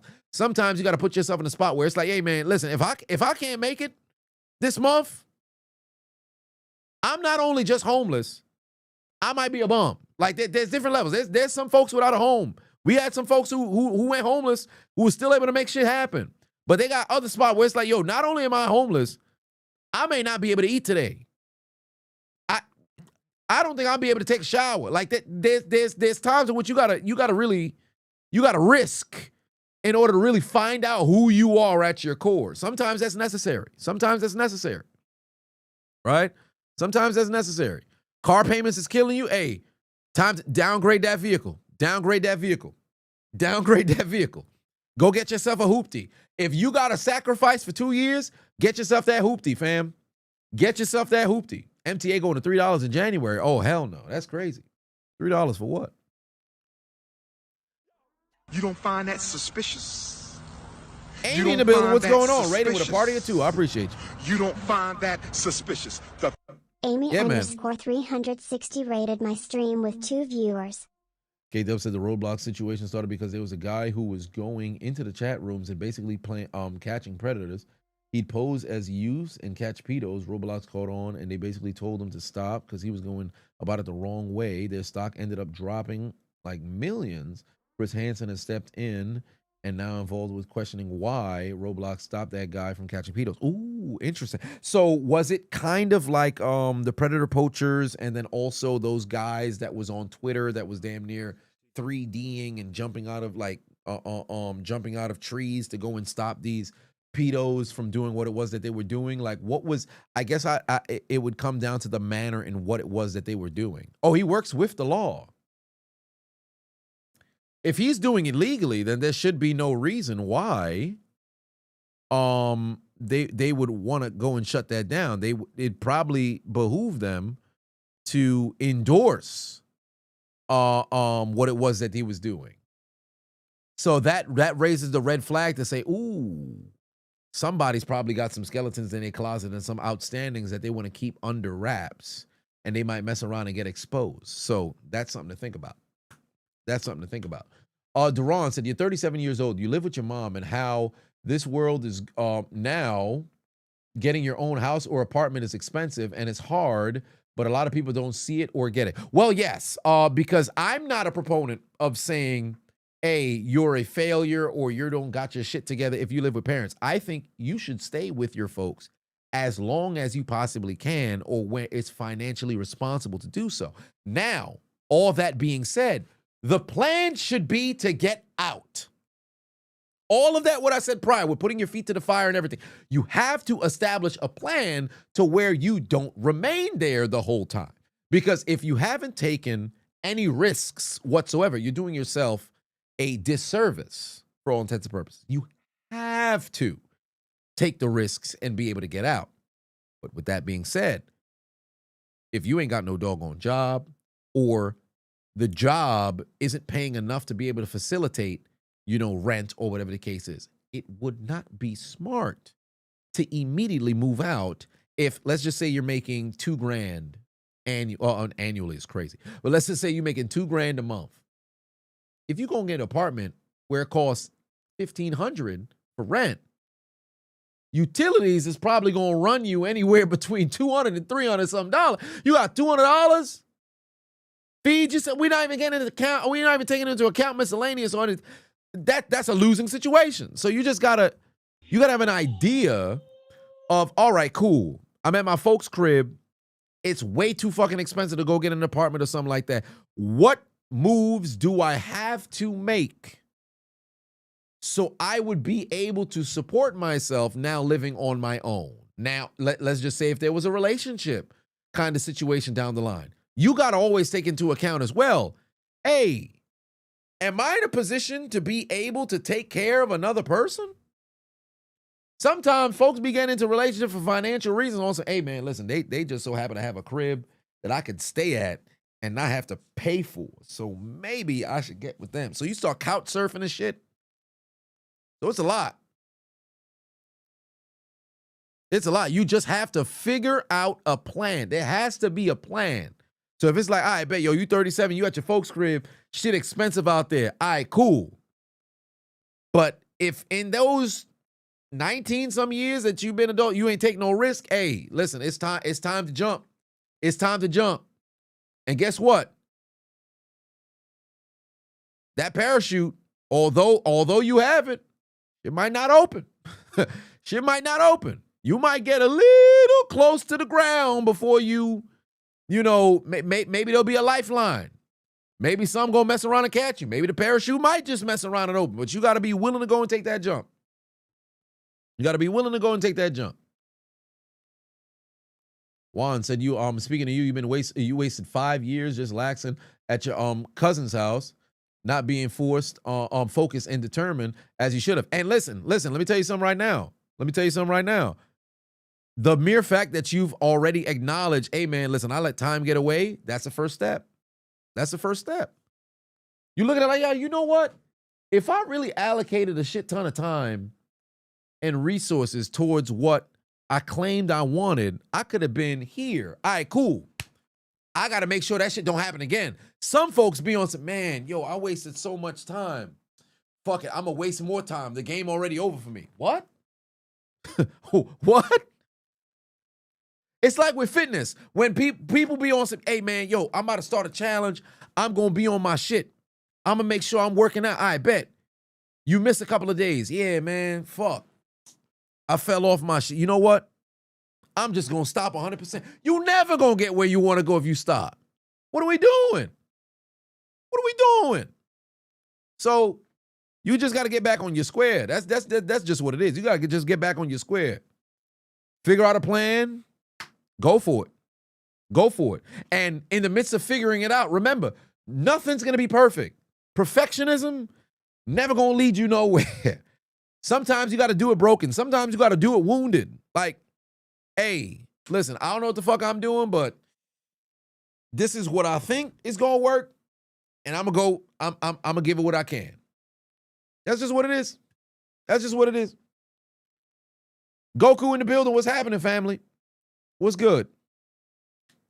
K-Dub said, you think Roblox started losing players and getting bad press, so they tried to have Buddy cease and desist, but they tried to save their game, but unfortunately, ultimately backfired, and now they're cooked. Well, shit. Yeah, they're in a tough pickle.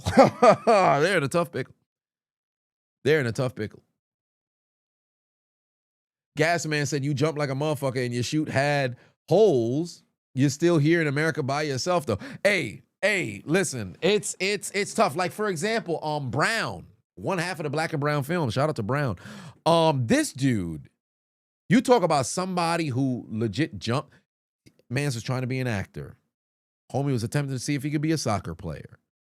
Dude wanted to mess around and be like a television star or whatever. I guess that falls under actor as well. Now he's doing sales and stuff. He's doing well in sales. Very, very strong inside of his space. Now he's low-key, wanted to be an influencer as well. All these different sort of things. This dude is somebody who's here by himself. Family left him here in Morocco. He was homeless for a little period of time in which he slept in Central Park. He did everything under the sun to try to go and figure it out. Back when I had, where did I put where's my account balance? Where's the account balance sheet? I showed it on stream last time. Ah, shit. I'd have to find it. I think it's somewhere over here. But when I had $49.42 in my account, the resident Hobbit had 20 cents in his account. Brown had $3.17 in his account. We was all broke, ain't have a goddamn thing to our name, but had to keep grinding. Had to keep grinding. Amy said, you just need to find what you excel at, sir. Yeah, 100%, 100%. And guess what? A lot of times, what your skill and your talent is, or I should say what your talent is. Actually, no, you know what? Skill is something that you have repetition over time. More often than not, our skills have always been with us. We just overlook it. You probably do that shit every single day, and you just completely missed it. You just completely missed it. You have to do an audit of your life. What do you do frequently? What do you excel at? Ask your friends, ask your family, ask the people who you frequent. Hey, what is something that I'm actually very good at? You'd be surprised. It'd be the littlest thing. Little did you know that little ass motherfucking thing will take you to a whole different level. Take you to a whole different level. What was it? What's that saying? It sucks that I gotta attribute it to him, but you know what? He did say it, at least the most recently in my mind. I believe it was Cody Rhodes who said, like, your destiny is usually found on the road you take to avoid it. I know I butchered that, but I think that's what the gist of it was. Your destiny is often on the road you took to avoid it. Something of that nature. Somebody be able to find the quote. Yeah, I know the quote better than me. But that's usually what it is. Like, it's right there for you. You just been overlooking it the whole time. Jugga Logan, I appreciate you. Thank you very much on the house. Chris Miner said, you're 29, been on your own since 21, got priced out of your apartment a year ago, moved back with your people. Now you and your longtime GF looking for a house now that we got your finances in order. Beautiful. Beautiful, beautiful, beautiful, beautiful. I love to hear that. I love to hear that. Because listen, there's times in which folks will get priced out. That's why I say, hey, if you got to have delayed gratification, that's what you got to do. I bet, you want to go get your own or your own spot. Great. Get a studio or get a room. I know folks don't want to have roommates, but if a roommate can give you a delay on where, like, let's just say it's a step away from being so comfortable inside the crib, and now you got some responsibilities that you got to go and pay for monthly, but you're away from the house, cool. Some people go way too fucking drastic. I was like, I'm going to go get a high-rise apartment. Now I'm spending, about 80% of my incoming check. So that's going to force me and galvanize me to want to go and make more money. And then suddenly you don't. Now all of a sudden at the end of the year, you're on some, hey man, shit, now I got to completely downsize. I went from a 3-bedroom high-rise apartment. Now I'm back at my folks' crib living out the basement. That shit can be very traumatic. Trying to be a homeowner, it's all about the journey, guys, not the destination, 100%. And furthermore, you got to take into account, buying a home isn't all what it used to what it used to be, chalked out to be. Because let me tell you something right now. I lucked out. I happened to get into a home that was ready to move in and doesn't require immediate work. Probably the first thing that I'm going to have to do here is double the electrical panel from 100 amps to 200. And that's not something that's super necessary at this point, but it has to happen because 100 amps in a modern home is crazy. Like that's not going to facilitate shit. And the timing was right for the purchase of the house as well, because it's reaching the tail end of summer. But had this been May, I'd have been baking in here. Like a couple of days ago. No, not even this week. This was maybe midway of last week. Bro, it was 100 degrees. I'm dying in here. I have an AC unit right here. I think it was when I was streaming. I was like, yo, can y'all hear the AC? I was dying in here. But what I'm going to do is endure the remainder of, this summer. The winter, I'm never concerned about things being cold because there's no limit to the amount of clothes I could put on. But in the summertime, you can only take off so much clothes. I can't take off my skin. Like, what are we doing? I'm streaming naked. I know some people would like to see that, but that's neither here nor there, right? But next year, I'm probably going to have to do a split level air system or perhaps central air or something of that nature. I know that's going to cost a shit ton of money. Anywhere between freaking 20 and 40 some thousand. I know it's going to cost a shit ton of money. But guess what? I got a year to plan. I have a year to plan, or a little bit under a year to plan. So got to stack bread. And when the problem shows its head, I have the money there for the solution. So there's that. K-Dub said, you're 38, never owned a home. You've been in apartments your whole life. You want a home, but just can't do it yet. And there's no problem in doing that because remember, utilities, property taxes, that shit adds up. Because you could get a house and be like, all right, cool. This crib over here in New York, 300, some thousand. That's sacrilegious. You're not gonna find that. Unless of course you go upstate or something like that. But you get a house, it's like, I bet, I got the crib. I'm not renting no more. I got money that's actually going towards something. Interest, a motherfucker, because the bank is gonna front load the doggone interest and it's gonna be ridiculous, right? Then property taxes. You have all of that other stuff that's there. Homeowners insurance. And then any incurring issue, you don't have the benefit of just saying, hey, landlord, or hey, maintenance, somebody come and fix this. Guess what? Some shit happened to your stove. Ain't nobody coming to fix that shit. Unless, of course, you have a warranty. But probably got to go and get yourself a new stove. Something happened to the washing machine? Yeah.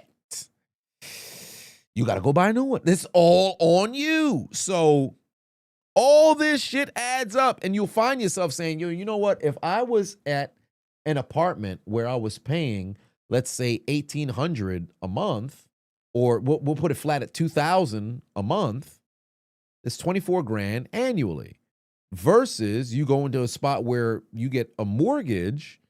If you're paying like $1,700 a month, you're not taking into account all of the additional utilities, all of the additional insurances, all of the property taxes. You're probably, although your monthly payment is there at $1,700, is probably going to even out at the end of the year at about like $24,000. You're spending more. And then what's the plan for the house? Is it going to be a fixed flip? Is it going to be a hold short-term rental, or not short-term rental, but is it going to be a purchase to where it's like a starter home? You keep it for like 5, 10 some years, then you go and sell it. Now, if that's the case, are you going to see a profit? How much of the debt did you clear down? How much work did you end up spending? To where are you breaking even? Are you getting close to possibly breaking even? Or are you actually going to be in a profit? So there's a bunch of different things that you got to take into account. It's a lot. Lawn care. If you happen to have a lawn, like I got a backyard. I had to get a landscaper come in. I actually got to call him tomorrow because this man ain't pulled back up. So I'm talking about he getting ready to go back to Chile. Don't go to Chile. You got some work to do.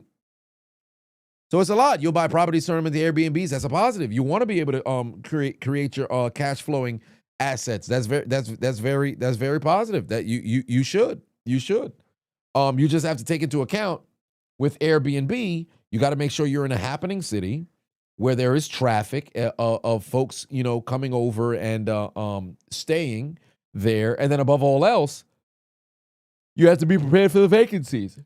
If you go a month or 2 or 3 and nobody is booking, you still got to make those payments. You still got to make those payments. So there is that.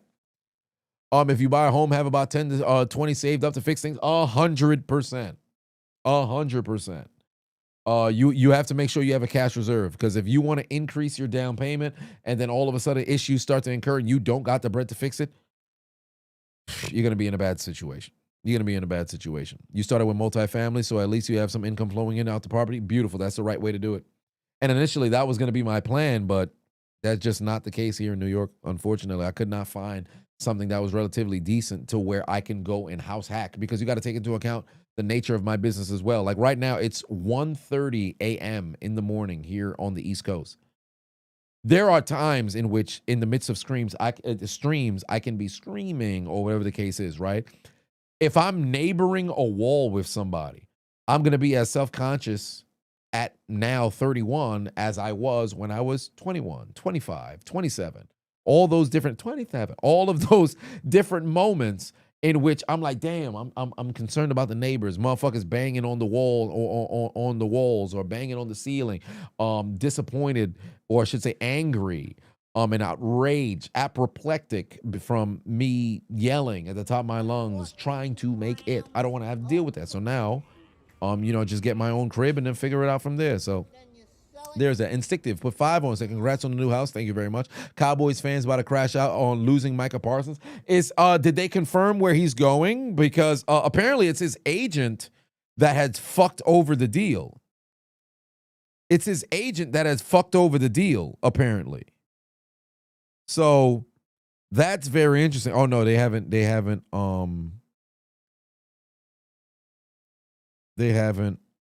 confirmed that yet. Okay.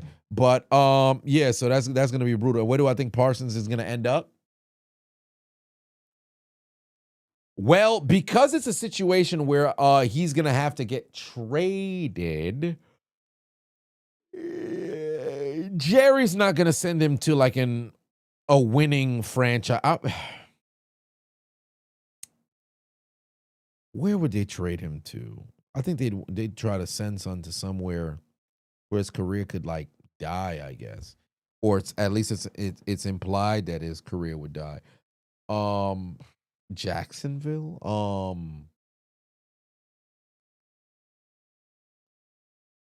Carolina. No, actually, no. Carolina's on the up and up. Maybe Arizona. Yeah, they try to send him somewhere where they would believe that there's not going to be an immediate return on the investment.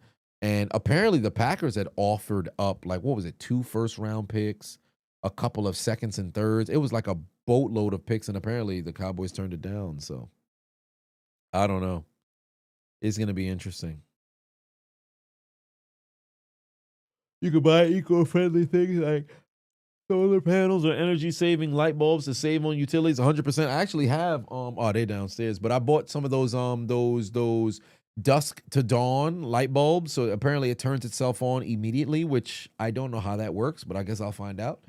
Either that or I got scammed for like $20. But there's that. But solar panels, if you install solar, it's going to be a little bit expensive on the front end, but it saves you money on the back end. So there is that.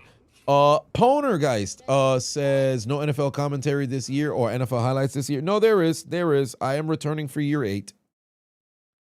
Danny in the building, put 5 on it. My guy said, what's going on, brother? Arcane Mantis from House of Glory, Panthers fan here. Hopefully you guys can get Micah. Perhaps. And by the way, shout out to you. I saw that you saw my DM, and I believe you had responded to it. So at one point, I have to pop out to one of the wrestling shows and go and support brother. So continue to do what you got to do.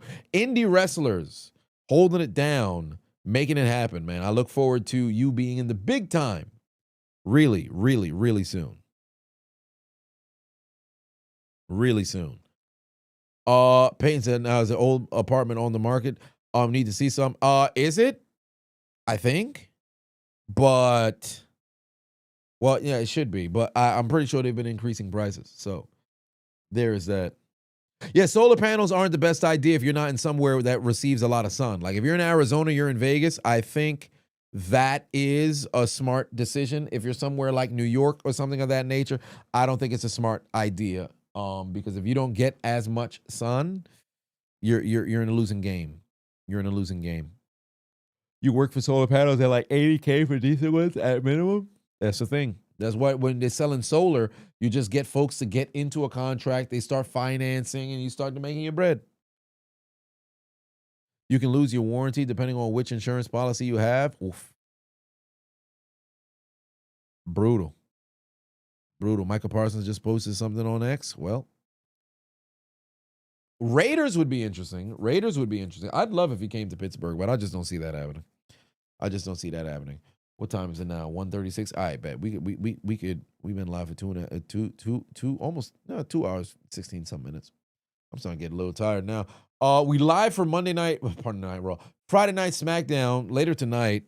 We're gonna go live a little bit earlier, so there is that. We're gonna go live a little bit earlier just so we could go through this WWE theme song stuff. So maybe 6 p.m. Eastern Standard Time. We go live then. And then we're gonna have a good time over there. Did I see what Denzel Washington had to say about Jerry Jones on First Take? Yes, I did. Parsons for Shador is hilarious, but you know that's sacrilegious to go and say something of that nature.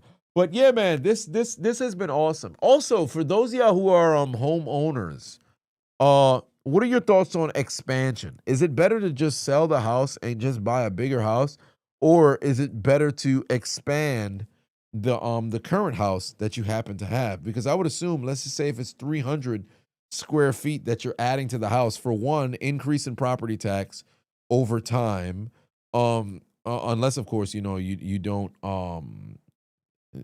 permit something that is you need. But expansion. Wait, SmackDown is at 3 p.m. Eastern. Son of a bitch. It's earlier. Fuck. Okay, so if that's the case, then we'll go live at 3 for SmackDown, then we'll stay live after the fact. We'll go live at 3 for SmackDown, then we'll stay live after the fact. SmackDown's at 3. Son of a bitch. Okay. You put a alarm SmackDown stream so I don't miss it. I'm glad that you told me, because I would have completely missed it.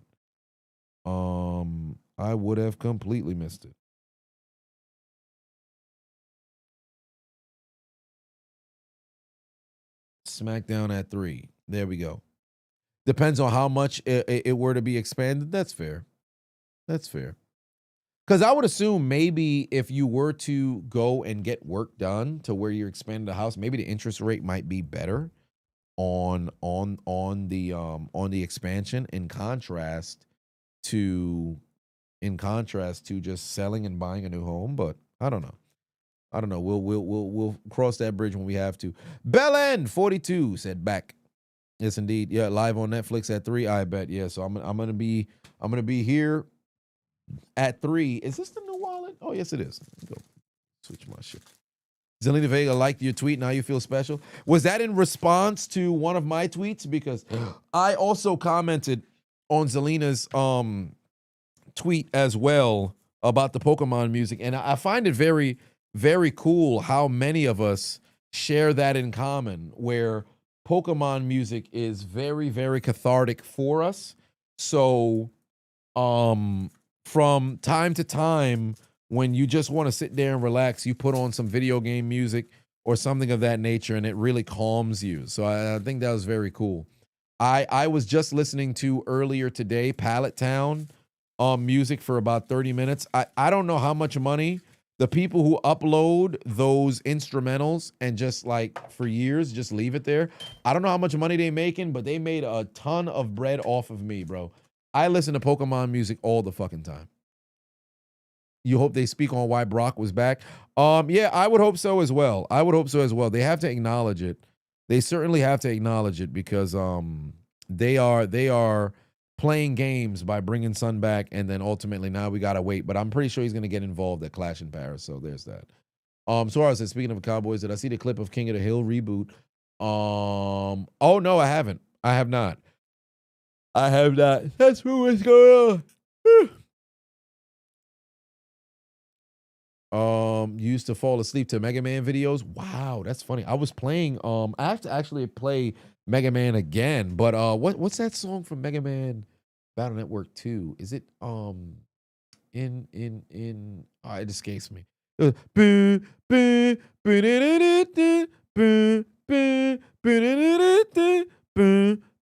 forget what the name was, but I used to listen to that shit all the time. Do I think Aaron Rodgers is gonna have a decent season? It's gonna be average. It's gonna be average. I don't think it's gonna be anything spectacular. I would like if it was, but I have no high hopes. I have no expectations for this season.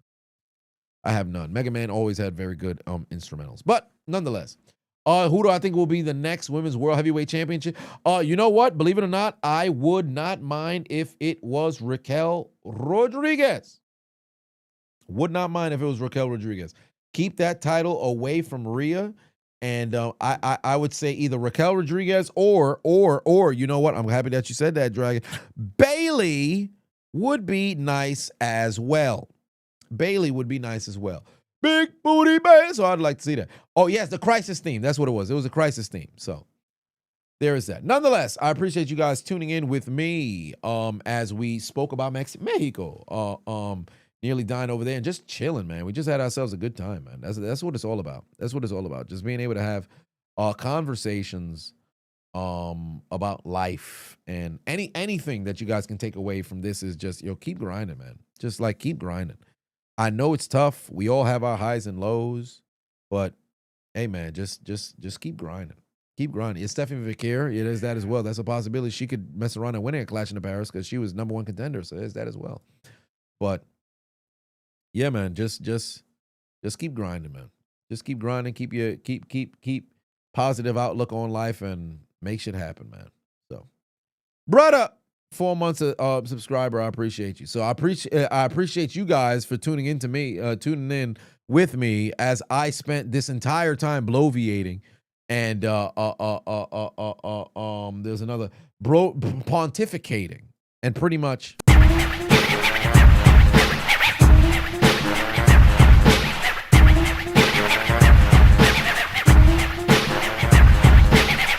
Yapping the entire time. So I'll see you guys in approximately 13 hours for Friday afternoon SmackDown. So there is that. So I'll see you guys then. And Eddie, take us out. Good night. Suck my dick. Bye-bye.